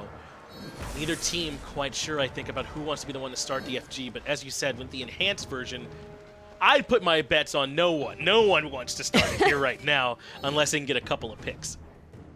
One thing I do like to see, though, is Spudio and PrettyPriMe actually opting for Mantle of Discords. I think that they need that stun proc just to try and give themselves a better chance at peeling Dzoni off of them. Fusify looks for the initiation, doesn't find much, so Dimi goes in as well, but catches the crits from Kespainify, and that brings him down to half HP. FaraKrik looking for a stun, but it looks like Flashpoint are all in. Fusify knocked up and pushed back. Desert Fury from Prime doesn't quite find much, and in the end, Flashpoint able to successfully push out without using too much. And now Flashpoint, they're not worried about this enhanced Fire Giant so much as they are the Pyromancer, but up to the skies goes Breez, gonna come crashing right back down where that Pyromancer used to be, but the backline is fully exposed now. Fusify also getting out. And Dzoni was able to bide his time and pick his moment, and Prime is the one that he's looking for. Into the destruction, FaraKrik gets the first kill, but Dzoni wants to try and keep this waterfall flowing. FrostiaK low does teleport to Hammer and make his way back out of there. The rest of Outcold trying to come back in, but a two-man stun from FaraKrik does mean they find at least one kill, but Fusify falls in trade. This fight's still looking good for Flashpoint. Kespainify holding on to the airstrike throughout this entire engagement, however. Dzoni on the backside, gonna get the heal and the kill off of Breez. And now it's only Dimi and FrostiaK, both without their ultimates, to look to try and defend on this enhanced Fire Giant. Meanwhile, everybody from Flashpoint, minus Kespainify, getting a chance to just reset and back off, look for the heals. Kespainify can heal pretty easily off of this blue buff, though, so I'd imagine that he's just gonna take the free sustain. No, actually is going for the full back, not looking to take any chances with this Guan Yu. And in all honesty, Finch, it feels like Dimi is probably the only reason why Outcold haven't been completely ran over just yet. Yes, I also think Spudio has been a pretty major problem. He's doing a ton of damage here this game. But I want to give a lot of credit to Fusify here on Flashpoint, man. What I think he's done really well for this team is buy time at the beginning of fights. He's so often the initial target, and he'll get bursted down to 70% and make his way back out to reset. And that's enabled Flashpoint to kind of spread out in these fights. What surprises me is how willing Outcold is to expend their cooldowns onto this Serqet, though, because Fusify just has so much mobility. He's opted for a decent amount of cooldown reduction as well, so it's not like he has to wait a super long time for the Deathbane and the ambush to be up again. Even the last breath can be, and that's often what we have seen, is Fusify using that last breath as just to get the CC immunity so he can hop off elsewhere. It's been very well played for him, and it's enabled Dzoni and FaraKrik on these I like to think of Morrigan as an assassin, but on these, you know, highly mobile, She's an assassin. highly mobile gods, right? To kind of fan out a little bit. Dzoni was in the back Harpy camp, waiting on that fight to kick off. That's how far back he was able to get to the back line that time, and then pick his timing to blink in and look for Prime. When he's given that much space to work with, Flashpoint are going to be hard to beat, and now Dimi might have just given his life away. Indeed he has. FaraKrik is the one that claims the scalp. That damage was disgusting, by the way. Now Fusify blinking forward, looking to find PrettyPriMe as the target. Sibi gonna cut him off as well with the World Serpent. Tons of CC. Spudio, though, managed to get the rewind off in time. Up down, though, from PrettyPriMe straight into his death. Nowhere left for that Anhur to run, though, in all fairness. But everyone else making it back out of there is at least good. They only lose Prime and Dimi. I know I'm saying only, but that does mean they likely can at least put up a defense on some Phoenixes. But this Fire Giant feels like a foregone conclusion at this point. Flashpoint earn it by taking 2 members from Outcold and putting him in timeout. And they've still got quite a few towers to go break down as well. And this, for me, really all draws back to that initial Fire Giant push from Outcold, where they were unable to find much else than a T2 tower. Because the Phoenix that they took was right before they went to Fire, and that's why it's so incredible that Flashpoint has been able to bounce back so rapidly off of one missed opportunity by Outcold. I think the play by Outcold was the incredible part. Flashpoint should be sick right now with a Kali and a Morrigan and full crit Jing Wei, but I agree. Outcold had, you know, their opportunity, and they couldn't quite, I think, close it out as much as they would have needed to beat this draft. There's just so much damage now from every single carry on Flashpoint that it's really tough for Dimi and Breez to really provide the peel for it, because this isn't really a composition that is super dependent on that crowd control either. Outcold were mostly just relying on FrostiaK, Prime, and Spudio to just have the damage to outburst Flashpoint before they had a chance to kick in. And that's why I keep coming back to Fusify, man. He's been able to buy just enough time for this draft to make sense, because I think if he was dying even a second and a half sooner, this draft wouldn't work against this Outcold team, because there's just not anyone that can do quite enough frontlining for them. But he's taken just enough focus for Dzoni and FaraKrik to be able to really do some work. Also, the Atlantis bow, the chin size, plus that Toxic Blade, all such strong complementary items, I think, for this Hasten Katana. And really, it just helps Dzoni to, if he wants to, focus out Dimi or Breez and really just keeping either one of those frontliners distracted is all the room that Flashpoint would need to work in to just try and capitalize and punish FrostiaK and Spudio and Prime for not having those big beefy members to stand in front of them. Now, how do you like Outcold's Phoenix defense? It is Outcold the one with the go on you. Not a fan. And all the sustain. Not a fan, though. This Guan is going to have a really tough time sustaining through Divine Ruin procs and consistent Toxic Blade procs as well from the Kali. Fusify wants to get this party started. I already talked about how critical he's been for this team, and he is able to be a disrupting force. Phoenix, actually, already shredded. Flash would have gotten what they came here for, and just again, Fusify at 30% HP manages to worm his way out of there. But look at how fast that Phoenix dropped. That was fast. And Flashpoint, they don't even care about the fight. They don't need to kill anybody. If they can just keep taking the objectives, eventually the pressure from the fire minions alone is going to be more than enough for a slip-up to take place, and then Outcold. Really, if they lose 2 members, I think that could very well be it. It is within the realm of possibility to win a game of Smite without killing anybody. You don't technically have to. It's probably the best way to win. As up into the air goes FrostiaK, finds himself a pretty nice stun right into the back line, but he paid for it mightily. Manages to worm his way out of there, though, by making it to the hammer.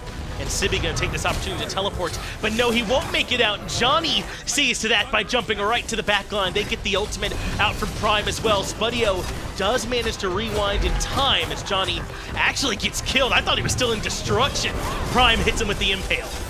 Kespainify, well-placed Aegis, also going to use the airstrike to fully disengage. Fusify now looking to peel for his carries. FaraKrik all the way in the back line, but Sibi going to get chucked down by PrettyPriMe. Still, 3 Phoenixes have already fallen, and the minions are just pouring forward. Yeah, but look at their Titan. They're just going to lose. Unless someone gets back there and stops this. I understand they're winning the fight, but they got to go stop the Minions from taking the game. Flashpoint able to grab the win, tie up the set, and we're going to some bonus smite. And that's the dangers of having all of those Phoenixes being sieged prior. Even if you start winning the engagement, in a sense, I think that was just really smart from Flashpoint to continue pulling Outcold out of their base. Yeah, maybe kind of keeping them on the string a little bit, like, oh man, you guys are finally winning a fight against us. What a nightmare. Oh wait, we're taking the Titan.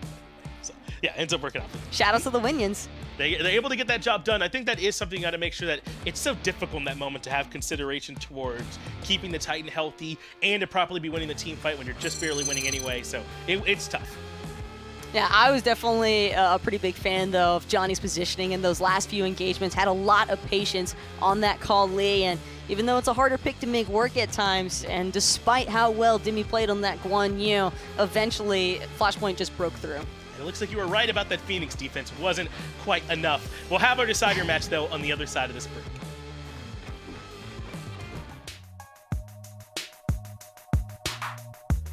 INAP, powering the control room for the SMITE Minor League.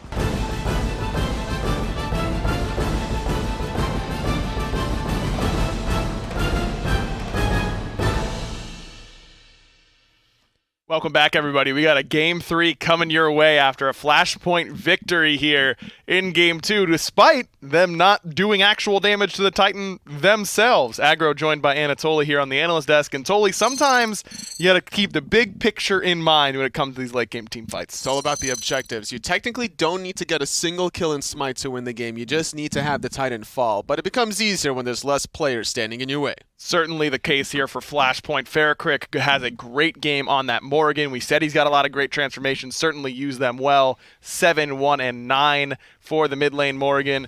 This Thor has not done well for either side now. FrostiaK 0-6 on a god that a lot of people feel like is incredibly potent right now. I agree with you there, but the Xingwei has definitely performed well in both of the games as well. Kespainify alongside Spudio could be battling over that pick in Game 3. No doubt, 30K plus for both Kespainify and Spudio in that game. But Toly, you mentioned, I mean, these late game engagements, you got to keep your eye on the prize. That's right. And the prize in this case was the Titans. So the Fire Giant was opened up because of this pick. FaraKrik catching out Dimi, and then also PrettyPriMe left to his own devices. No opportunity to save him. Flashpoint were then leading to the Fire Giant. They secured that objective. They're sieging the left side Phoenix. Johnny gets a great pick onto FrostiaK, setting up the left side Phoenix siege. Also distracting Outcold Gaming long enough to continue that siege. And during that whole scuffle, Minions take it home. I mean, PrettyPriMe and the rest of Outcold, they're jumping forward. They're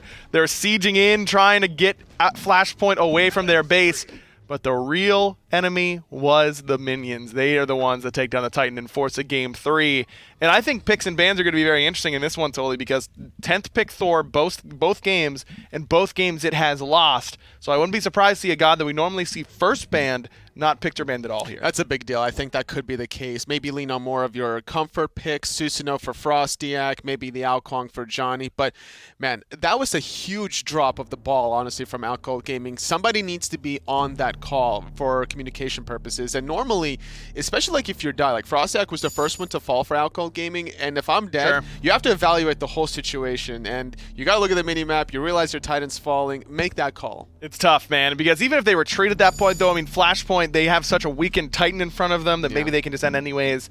Certainly a tough decision there for Outcold, and unfortunately, they do not make the right one. That forces us to a game 3, where we see Outcold back in that first pick position. First pick has been 2-0 so far in this set, and they ban away the Zhongqi and the Osiris right away. Very reminiscent of their game 1 picks and bans. No surprise that the Isis and the Khepri are consistently banned away from the second pick. If I'm Outcold Gaming, the Jormungandr was an interesting look there from Flashpoints on Sibi's side, so maybe that could be another alternative to strip that one away.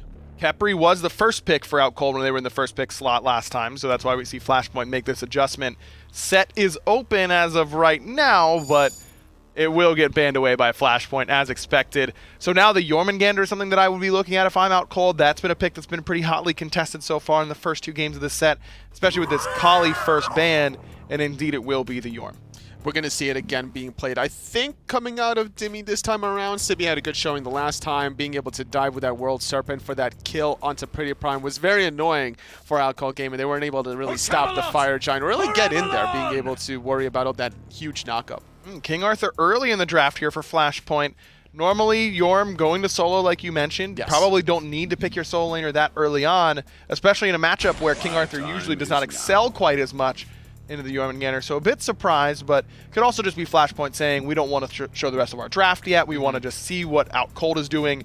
Let's take something that we know can do okay, and that's the King Arthur. I agree with you. I think that Kespainify will be playing the Chronos this time around. It's up to see what Fusify wants to do in that mid position, as there's still that pick, the jungle pick, and the support left open for Flashpoint. Love the idea of an AMC here for Outcold. Certainly is a potent option, but it will be the Morrigan kind of taking this composition. I mean, these 3 picks were all on Flashpoint in game 2. Outcold thinking, yeah, that comp looked pretty good to us. Let's take it for ourselves. Yeah, Serqet and Morrigan, not too shabby, but Serqet, Morrigan, and also the Kali was a little bit too ambitious, I think, in game number 1 coming out of Flashpoint. But when you're dealing with that kind of aggression of Serqet Last Breath, you're going to need a way to cleanse it. And Geb is the perfect option. Not only will it cleanse the CC, but also take in some of those ticks of true damage the Last Breath is going to provide. I love this Geb pickup here. Just a matter of if it can get through the early game.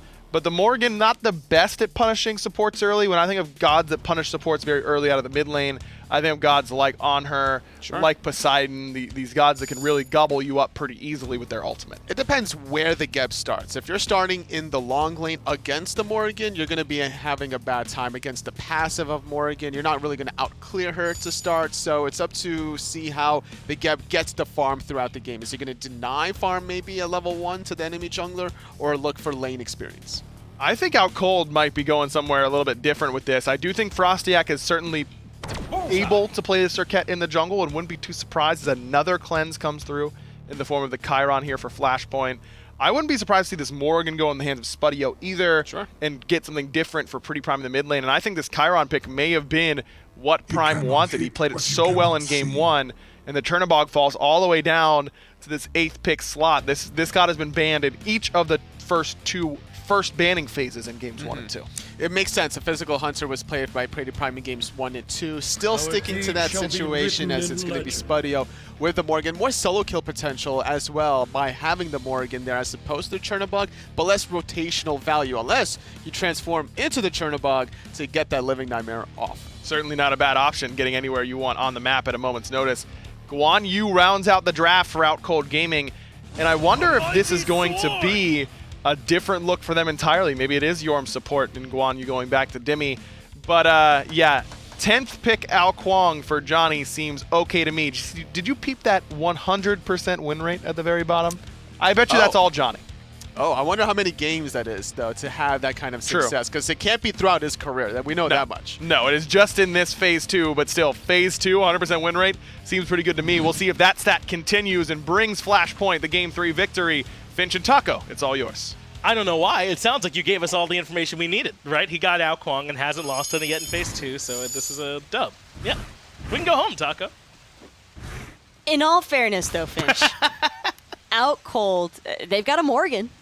they could have their own AO if PrettyPriMe wanted to. I'm not sure what PrettyPrime's AO looks like in comparison to Dzoni, but if it's anything like the rest of the league, it's probably nothing close. Still, it's an AO and has an execute. Breez is on the Jormungandr support, though, and this is something that we saw a good bit when Jormungandr first came out, but we see a lot less of nowadays because it just feels like he fits in so well in the solo lane. But this is something that Breez actually plays a good bit, like even when he's, you know, playing personally or some other times. I think I've seen him stream it a couple of times here and there. So it's certainly something that Breez likes, and he can make work for him over there in the support role just fine. I think my only concern is that, again, it kind of feels like, oh, hold that thought, though, Dzoni underneath some duress here from FrostiaK, but no dice just yet. No first blood for this Serqet. Deathbang going to apply some decent damage, and that will force Dzoni to play a little bit more towards that tower line. Dzoni will indeed stay back as Breez has now showed up. We have the full 3v3 happening here in the middle lane. 1.5 minutes in, we're splitting it all. I just hate, the more evidence I see that mid lane is rough, the sadder it makes me, because Ryan's right, you know. Support's harder, though. No, that's the real hard one. Aggro deserves to have a support coming in at level 3 to his lane to 3-man split. That is all is right with the world in that. Yeah, now. if that keeps happening to just him, I'm actually okay with exclusively it. to aggro, Yeah. I am super happy with Yeah, that. me too. That's, you know what? If you're in support in his game, even if this meta changes, keep splitting his farm. I'm down here. I'm here for it. But Outcold have kind of borrowed some of the drat from Flashpoint that worked last game, right? This Morrigan, the Jormungandr, the Serqet, and everything. They're in different spots, but they have some of those same pieces here. Outcold, I think, just happens to share a pretty similar favoritism, and plus, if they're going to leave those gods open and they know what kind of success Flashpoint can have with them, then I think you are a little bit more inclined towards taking them for yourself and just hoping that you can replicate what Flashpoint were able to do in game number 2 here. But going back to that Breez discussion and the Jormungandr, Sure. I actually really like the fact that there's so much backline dive potential, but I don't like that it doesn't really feel as though there's heavy peel potential yet again for Outcold carries. Yeah, and it's, to me, I think it's primarily Spudio that's going to be in some trouble. In that regard, Prime can probably reposition for the most part to be okay. So how well is Spudio going to be able to manage? He's going to be able to get to the point where he has hopefully some crit online and can really swing, or is he just getting sat on by Dzoni all game long and Sibi on this King Arthur?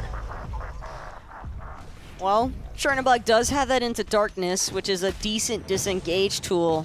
It's just, how often do you really want your hunter having to use their escape just to survive throughout a team fight? The answer is pretty much slim to none. You don't want Spudio under that kind of pressure, but it'll be tough. And honestly, I think the one thing I do really want to see from Outcold this game, Finch, is I want them to be way more aggressive than what they have been for these first few minutes. We saw one attempt, I believe, so far from FrostiaK to try and get the ball rolling here, but the sooner the better, in my mind, because this is yet again another really late game based team composition, and we already saw what happened to Outcold the last time that Flashpoint had a late game team based composition. They lost. Yes, and it is certainly scary. Kuang, Chronos, Geb in the late game with King Arthur good at the point where you get Glad Shield and onward. It feels very good. And Chiron, obviously, pretty strong to get some items on as well. Flashpoint certainly would be scary at that stage. But where can Outcold go to look for that kind of pressure? I mean, Chronos is not that easy to gank. Neither is Chiron, to be honest, with a Geb floating around. Is it just kill Fusify? Kill Fusify as many times as possible before this Geb really has a chance to get those defensive aspects going. And Finch, the one thing I want to ask you, because this was a last pick AO, and Yes, I think it's really important to remember the fact that this was a last pick AO. 10th, yes. Should teams be banning AO in that 4th, 5th ban slot if Flashpoint don't select it in the top 3? Yeah, I mean, especially if there's not anything that you know to be a jungler available. I just think you would anyway, right? Because Dzoni's so good on this I feel like you have to, right? Me too. I'm right there with you. Surprised that I don't think that was an oversight either from Outcold. I think that Outcold knew Dzoni wanted the AO, or at least that it was a possibility he might look for the AO, but maybe Outcold just had the confidence that they've got the right tools at their disposal to try and take care of Dzoni before he becomes a problem here, and I think that's what the Serqet is intended for. Serqet will likely be able to swing a lot sooner than Dzoni here on this Kuang. and they are already using it to some degree. Red buff invaded by Outcold on the left-hand side, and Kespainify gonna loop underneath. I don't know if I love this position that he's suddenly in. Hit by the Cobra's Kiss, forcing the beads. You might need a rewind here as well, my man. Go ahead and drop that cooldown, but it's just gonna bring him right back to where he already was. Ambush in as well, but it's taking them a little bit too long to get the kill. Kespainify does just enough to live. Spudio, on the other hand, could be in some trouble. Into Darkness, going to be expended now. And straight towards that mid lane, straight to Dzoni. But manages to get away. Okay. That's a tightrope walk from everyone here. Suddenly, Spudio's been impaled, forced into beads. Dzoni takes quite a bit of damage too. And I cannot believe it that FrostiaK is even considering being here. And he makes his way out. There you go. I don't understand why everyone's on this tightrope, Taco. It's not necessary. You're making me nervous. Dzoni's just going forward. That's all he's trying to do right now. Still has enough mana for the execute. He's just trying to find FrostiaK one more time. What? I don't think he gets it. No, of course not. And what's going on? Am I wrong? Stubbornness. Yes. No, very stubborn from starting Dzoni. with Kespainify way back at the red buff, and for the last minute uninterrupted, it's been silliness. I feel like everyone's made it out. It's been okay, but this is a tightrope unnecessarily. Dzoni definitely didn't need to put himself in a position to get picked off, but got too greedy, I think, after he realized that FrostiaK was within that execute threshold. Just really thought that he might have more time or more speed to try and cut the gap, but it's just not going to be the case, and Dzoni will get punished for his effort to overextend. For first blood as well. I can't believe that Spudio doesn't die there. Yeah, me neither. I mean, that whole engagement, I mean, Spudio chooses to go towards Dzoni on the outclong. I mean, I wonder if there's a chance that that's why he dies, because he feels like he should have been able to get Spudio and maybe, you know, he's seeing red or something like that. I don't know. Maybe Dzoni wasn't even expecting Spudio to go towards him. It's tough to anticipate, I guess, to a certain extent. I mean, Living Darkness is a pretty good telegraph of, hey, this guy's coming to you right then and there. As Kespainify will lose the rewind one more time. FrostiaK with the gank. No beads, though, for about 25 seconds or so, so FrostiaK's going to have to be aware that this Chronos still has another survivability tool. Fusify, Blink, Cataclysm, Shockwave, and Masterful Shot, not enough. But Dzoni can get the execute this time. Now, Flashpoint on the board, but FaraKrik in some trouble in response. The Jormungandr can't find it, but Spudio can. Dzoni has dropped his way back in to say hello, but suddenly there's 3 members to fight, and I think Flashpoint didn't want it. So Outcold make their way away. Dzoni mostly just trying to help his team get out by re-dropping back into the fray. Then Outcold not really as interested, because you never really know what kind of DPS that AO might be able to provide or find onto your carries. And with only Breez there to really try and play the disruptor, it's just a little bit too chaotic for Outcold to want to get tangled up in. The good news is Kespainify had time to get his beads back, as Fusify might end up falling here. There's the kill the Geb you asked for earlier on. Dimi in danger of being soloed on the right-hand side. Sibi takes down the Guan Yu, no problem. Guan Yu not doing too well up against that King Arthur. FrostiaK, on the other hand, though, will be able to salvage the blue buff at the very least for his solo laner. So whether or not Dimi does have the teleport, so I think he's going to be able to get back there in time. But now FrostiaK getting fully committed on by Sibi underneath the T1 tower. And these minions are not doing FrostiaK much good here.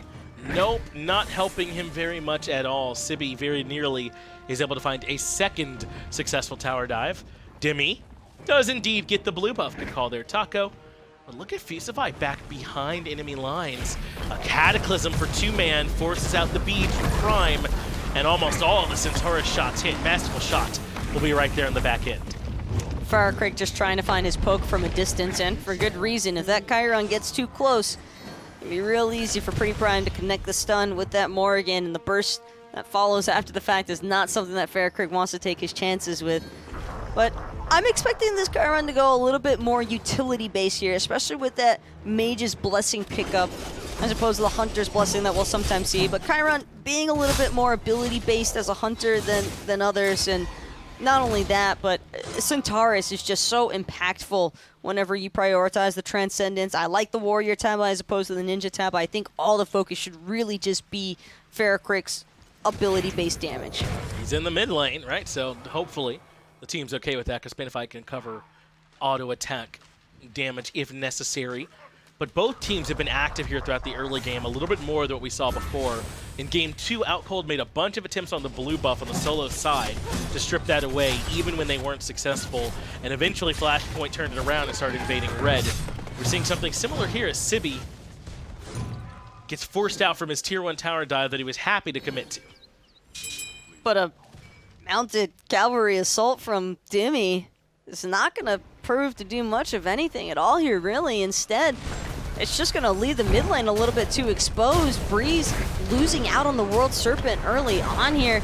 Does get some decent poke damage in exchange onto Dzoni, but with that ultimate now on cooldown, definitely Breez being at risk here of getting committed to by the AO. Outcold going to continue trying to strip away this red buff. Breez and the rest of the squad pushing way beyond the red buff. Breez finds the kill, but now without the ultimate, he might be in trouble because Kespainify doesn't have the follow-up, and FrostiaK zoned away Dzoni. Perfectly done by Outcold, but can they now get the buff? Yes, is the answer. They got it, and they're out. That was a great swarm in by Outcold, even though Breez doesn't have the World Serpent, because Outcold just had the members. They had too many bodies present, and Flashpoint just got overwhelmed. My man Dimi is catching the hands, though, from this King Arthur Sibi, able to take numerous tower shots and come out slightly the better, but maybe a few too many this time. But he's got backup on the way. Dzoni lurking in the jungle, but it looks like FrostiaK on his way here to this as well. FrostiaK going to be the first one to spot out Dzoni. Now Dimi fully backing off from this T1 tower, but the archers get the job done all the same. And that T1 is no longer a safety harness for Dimi to fall back on. He's just going to have to hope that Sibi is going to get punished by FrostiaK before he has a chance to chase him down to that T2. I think FrostiaK forced out Johnny's blink as well, so that is another 100 seconds. They don't have to worry about Dzoni nearly as much in terms of his gank potential, so nice win there for Outcold. So they do lose the Tier 1 tower. Cataclysm from Fusify. They lock down FrostiaK, Shockwave there as well. FrostiaK being spun on, but still running, as Sibi has quite a bit of damage. Cobra's Kiss to try and interrupt, but he is being walked down. Last breath to create some space, avoids the damage, and Deathbane should get him out. Well played by FrostiaK there to fully disengage off Sibi, but losing the last breath, definitely not a feels-good moment for the rest of Outcold. Yeah. That's an instrumental ultimate for keeping Dzoni at bay, and now that it's on cooldown, Dzoni understands that he's got a little bit more wiggle room to kind of work through.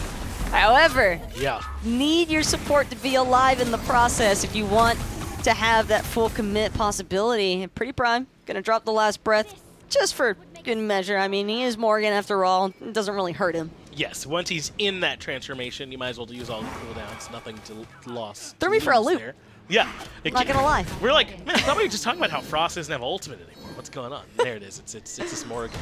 But a nice pick that they're able to find Fusify. That was what you were asking for earlier on, because yet again, Flashpoint have a pretty good late game comp, and Outcold can't afford to just sit on their hands. I don't think this lead they've created is enough here in the first 14 minutes. Not a lead that you can get comfortable with, at the very least. And FaraKrik actually taking a decent bit of poke here from Breez, but it's the Cataclysm commitment. This is an all-in onto the Yorm. And Breez not going to make it out of here in time. No chance. Dzoni gets the last hit for the kill to improve up to 2-1-0. Flashpoint can now start posturing around this Gold Fury. In fact, they can do a bit more than posturing. They can start forcing Outcold in. Dzoni actually got lucky there that it was Sibi who takes the last hit on that Jormungandr. Otherwise, he would have lost that AO execute to the World Serpent CC immunity. That's right. So fortunately, it ends up working out for him. Outcold might think that the ability's on cooldown, though, because of the audio cue, and it's really hard to tell sometimes whether or not it's actually activated all the way through. So Outcold, I think that level of uncertainty, they want to challenge this Gold Fury for sure. They don't want to let Flashpoint have it for free, but it can be tough when you don't really know whether or not that AO is going to actually be able to fully punish. Blink in from FrostiaK. Does find one hit at Cobra's Kiss, but Dzoni was lurking in the wings. Kespainify was in very little trouble. This is still a nice bit of a win, though, for Outcold, because Flashpoint, after that pick onto Breez, we're going to come over towards the Gold Fury and start pulling it, but Outcold showed just enough presence to slow down FP. In the end, nothing ends up being grabbed. Now, again, Outcold want to do more than defend. They need a lead for themselves, is our assessment here in this game, but that's still better than losing the Gold Fury. And it's not that Outcold have completely lost out already on any shutdown opportunities for this AO Chronos, but I do feel like we aren't really discussing Kespainify enough here. A lot of the focus tends to usually centralize around Dzoni just because his AO really is that incredible and does actively carry almost every single game he debuts it in.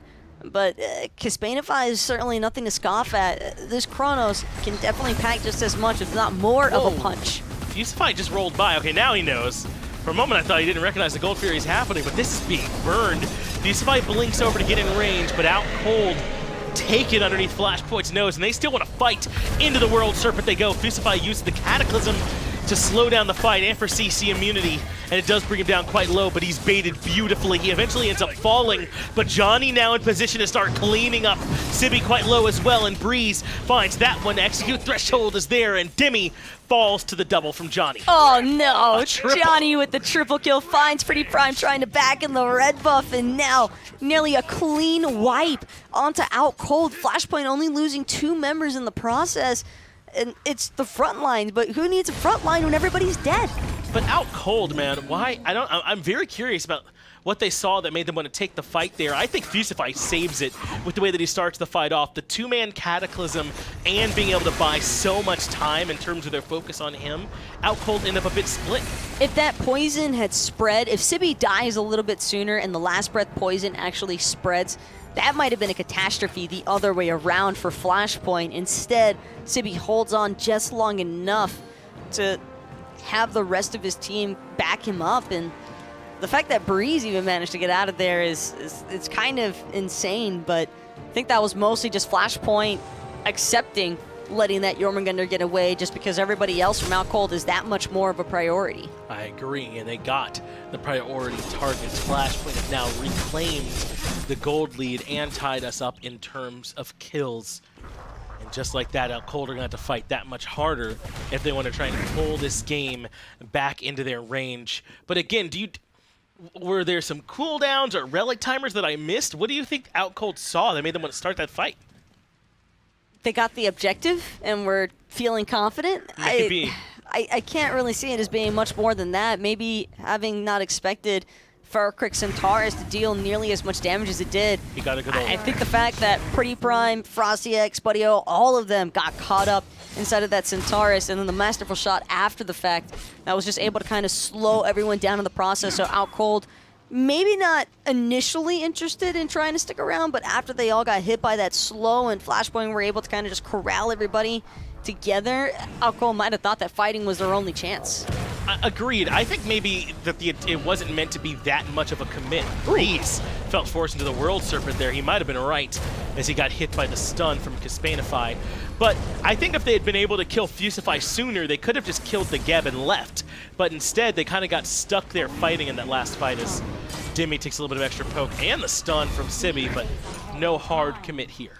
That's a lot of the problems, though, when it comes to a Geb. It's just always that last little bit of HP. Yeah, it's so Geb hard to get. somehow manages to find a way to hold on just long enough, and it's really frustrating, that's for sure.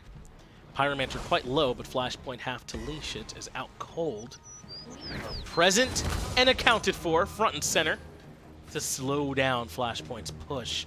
Tons of ward coverage on this side of the map too, so Flashpoints are not going into this one blind. They want to force Outcold to take a bad fight. Dzoni, 3.5 items completed, will certainly be swinging. But Dzoni just pushing out the mid lane, collecting all this solo farm to himself. Spudio and Breez now going to want to come over, but this is splitting Outcold. It's exactly the kind of fight the Flashpoint want to take. They want to make Outcold question where Flashpoint's priorities are. Breez starting to take some extra damage, but Dzoni might be in trouble.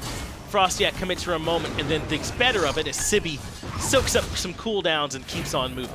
Unfortunate there for FrostiaK, unable to connect the last breath onto Dzoni. Could have been a good initiation there from Outcold had that ability actually gone through, but Sprint has been popped. Outcold still want this fight. Flashpoint grabbed the Pyromancer. Dzoni backed and finished a hastened ring. I'm actually a bit surprised. That's what he picked up. But he'll be sticking onto whomever he picks in this next fight as Sibi grabs FrostiaK to force out the beads. This is all set up for Johnny's arrival to soften them all up for when this Kuang shows up. Breez is already quite low, is able to make it back into the World Serpent, and Spudio gets into the Living Nightmare, but Dzoni might have showed up too late. He didn't find much here. Dzoni now trying to find that execute where he can. FrostiaK's gonna be the first one he takes up into the air. Could be a trade out, but the last breath just isn't enough to actually kill this AO. Breez getting two-piece by Sibi. Dzoni on the backside just in case, but fight's not over yet. Kespainify still working his way through Spudio. FaraKrik does eventually end up falling to PrettyPriMe, but Fusify gets one more. I built that entire fight as a build-up to Dzoni, but in the middle of building up, Sibi just kind of won it for the team on this King Arthur, man. He's had a really impressive performance on this game, solo with Dimi earlier on in Prime. Yeah, see you later, buddy. Oh, that was so clean, though. Clean up for Dzoni and a deicide. The worst case scenario, without a doubt, for Outcold here, Finch. And Primal Fury is up for grabs if that's what Flashpoint wants to go for. Considering how long it took for the deicide to actually take place, Dimi and FrostiaK, they've already respawned. Breez soon to follow. So Primal Fury is probably the next best bet. But Johnny's going to take his sweet time getting there. First, he wants to take out that red buff and just being a little bit of a nuisance here for Outcold. But, you know, I'll act like a chevron and get back to gassing up Sibi real quick. I mean, the King Arthur at this point has become almost unkillable for Outcold with the Contagion and this Runic Shield in to limit the little bit of magic damage that Outcold do have. It feels like he's a bit out of reach. Add a Spirit Robe to that mix, and it's even worse. It's just so much pressure for PrettyPriMe because Morrigan is someone that you want to get up close and personal with your target. And if Morrigan's looking for that magical damage onto Sibi, do you really want to invest your primary source of magical DPS into a level 19 King Arthur when your mid laner is 16? As is, I don't think that that's really a good take here. And I'm sure PrettyPriMe, I mean, he used to be at the SPL. I'm sure he knows that that's kind of unreasonable to want to expend the cooldowns there. But what more are you really meant to do? And that's the problem here for Outcold. And this kind of just readdresses that initial conversation we were having at the start of this third match, Finch, with whether or not the Guan Yu Jormungandr would really be enough frontline. Fire Giant has now been pulled by Flashpoint. Dimi, he gets hit by the King Arthur ultimate and by the stun that forces him into the cavalry charge, and he finds one stun on the back end of it, but Flashpoint yet again, with few resources, bait out a reaction from Outcold, and now Flashpoint are lining up as if they want a bit more. Cataclysm only catches Prime, but that forces out his beads as well. Dimi way on the back of this fight, but I don't know what much he can do from there. Dimi without the ultimate is kind of just a sitting duck. He's mostly here just to provide numbers presence than anything else. Is Flashpoint now starting to chip away at the Fire Giant, and Outcold, they've got to react because this FG is already down to half health. No Aegis for Spudio, no beads for Prime as they make their move in. Prime is way on the back end, looking for FaraKrik though, finds him with the deadly aspects, and then transforms immediately into PrettyPriMe. Kespainify gets the rewind off of Prime, still hunting FaraKrik, who gets a Geb Shield and an Aegis, and suddenly now they're in Kespainify's sights. FaraKrik finds the last hit for the kill. Dzoni and FrostiaK battling it out way on the back line, but FaraKrik still lives. What a huge fight from him. And that is why everybody hates Geb. Dzoni, on the meanwhile, is going to be able to take down Dimi. Now Spudio will wind up falling due to Kespainify and friends, and Breez trying to get out, but he's getting dove underneath his Phoenix. Dzoni has the haste, and remember, when that procs up, he's able to stick to you like glue. Cobra's Kiss does good work there, but the rest of Flashpoint securing the Fire Giant. There's still 3 tier 2 towers for them to go grab, but Taco, how'd this fight go so wrong for Outcold? They try to use everything onto FaraKrik, and he just gets shelled, Geb shielded, Aegis. There's so much for Outcold to have to work through, and it can be really frustrating trying to not only connect your DPS, but also having to basically reapply it one more time. It was a good idea, I think, from PrettyPriMe and Dimi to kind of lead the way with those Guan Yu ultimates, but maybe some consideration in the future to try and stagger those one after the other instead of dropping all their DPS at once, because That's every Gib's dream, Yeah. is to have all of the damage being applied to one person at the same exact time. Well, that's perfect. I can only Geb shield one person, so great. That's exactly what I'm looking for. I did want to ask, I don't think Prime had the Polynomicon finished for that fight. I think he just finished it afterwards. And I'm wondering if Prime just didn't even have enough damage, because his initial setup onto FaraKrik was really good. It's exactly what you want. I don't think it was enough DPS. And it probably won't be enough to 100-0 somebody until he finishes off this 5th item, in fact. And Poly's definitely going to help now that he's got it completed and online. But it's still more so setup, I believe, with the little bit of burst damage that he can apply and not an outright kill potential. But I also want to point out that it kind of feels like there's 2 different team fight possibilities now for Flashpoint, where it's just Sibi and Dzoni, and then FaraKrik, Fusify, Kespainify all sticking together, and those 2 groupings can definitely split apart Outcold. It made life hard for the Order side team, as this is one thing Jormungandr can do very well, make it so difficult for you to make your way into the actual Phoenix, covering up that entryway with slows and damage, and just kind of whittling away at you as Dzoni has found himself a target. Forced Prime into the Changeling ultimate, by the way, for free. All Johnny's doing at this point is just forcing cooldowns wherever he can, particularly these ultimate cooldowns, because that's a tough one for PrettyPriMe to have to sit out on.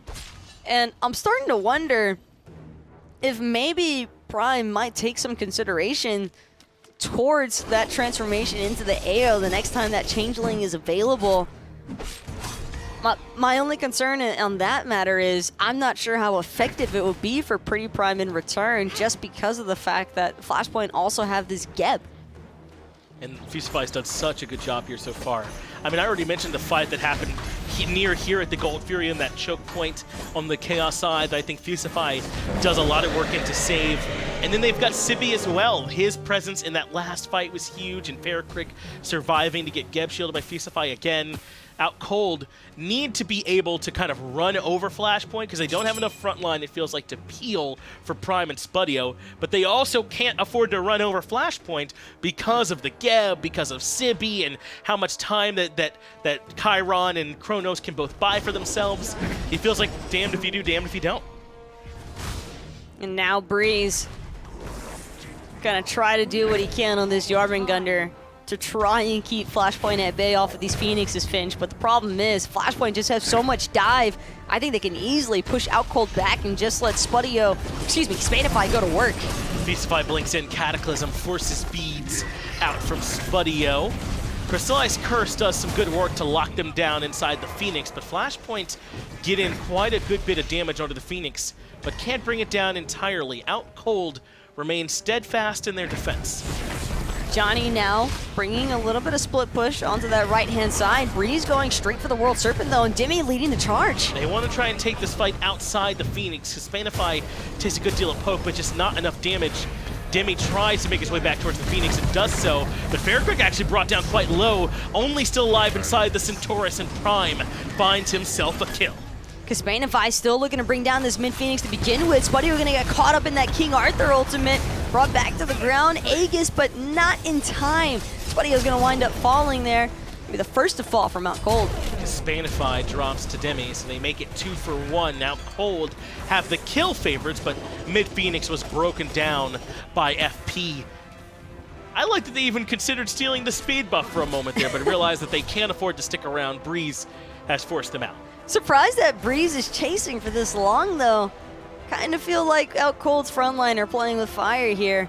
With that Fire Giant due to respawn in a couple of seconds, Flashpoint just going to look to prioritize setting up for that next objective pool. I have to imagine, with the way that Outcold pushed up off their mid-Phoenixes, that they're interested in contesting this next Fire Giant. Prime clearing on the left-hand side. Fire Giant back here on the map now, Taco. And Outcold, can they afford to come out and defend the FG? I feel like they can at this point, right? Not down 13,000 gold with mid-Phoenix to worry about. This is what got Outcold in trouble in game number 2, where they looked to try and contest on the Fire Giant, and right. Flashpoint just tossed them for it. Well, let's see if they give it another try here. At the very least, they've got 3 members scouting it out in FrostiaK, Dimi, and Breez was there, but has fallen back for the moment. It looks like you might be right, Taco. Outcold don't want to let another Fire Giant go down. This is the enhanced version, so if there's one you can kind of stall them out around, I think this one even more so is possible. I mean, this is kind of scary, though, Finch. For Outcold, I think the main reason why they were able to push Flashpoint back so effectively was because of the Phoenixes, and now Fusify gotta find a Cataclysm onto Spudio, but no actives forced just yet, because Spudio's actives weren't even off cooldown. Prime did lose his beats, but what can Prime do? Johnny just goes to the back line and starts wreaking havoc, making a double kill for Johnny on the Kuang as he executes Dimi. Comes right to the back line where they have one more FrostiaK locked down. FaraKrik ends up cleaning up him.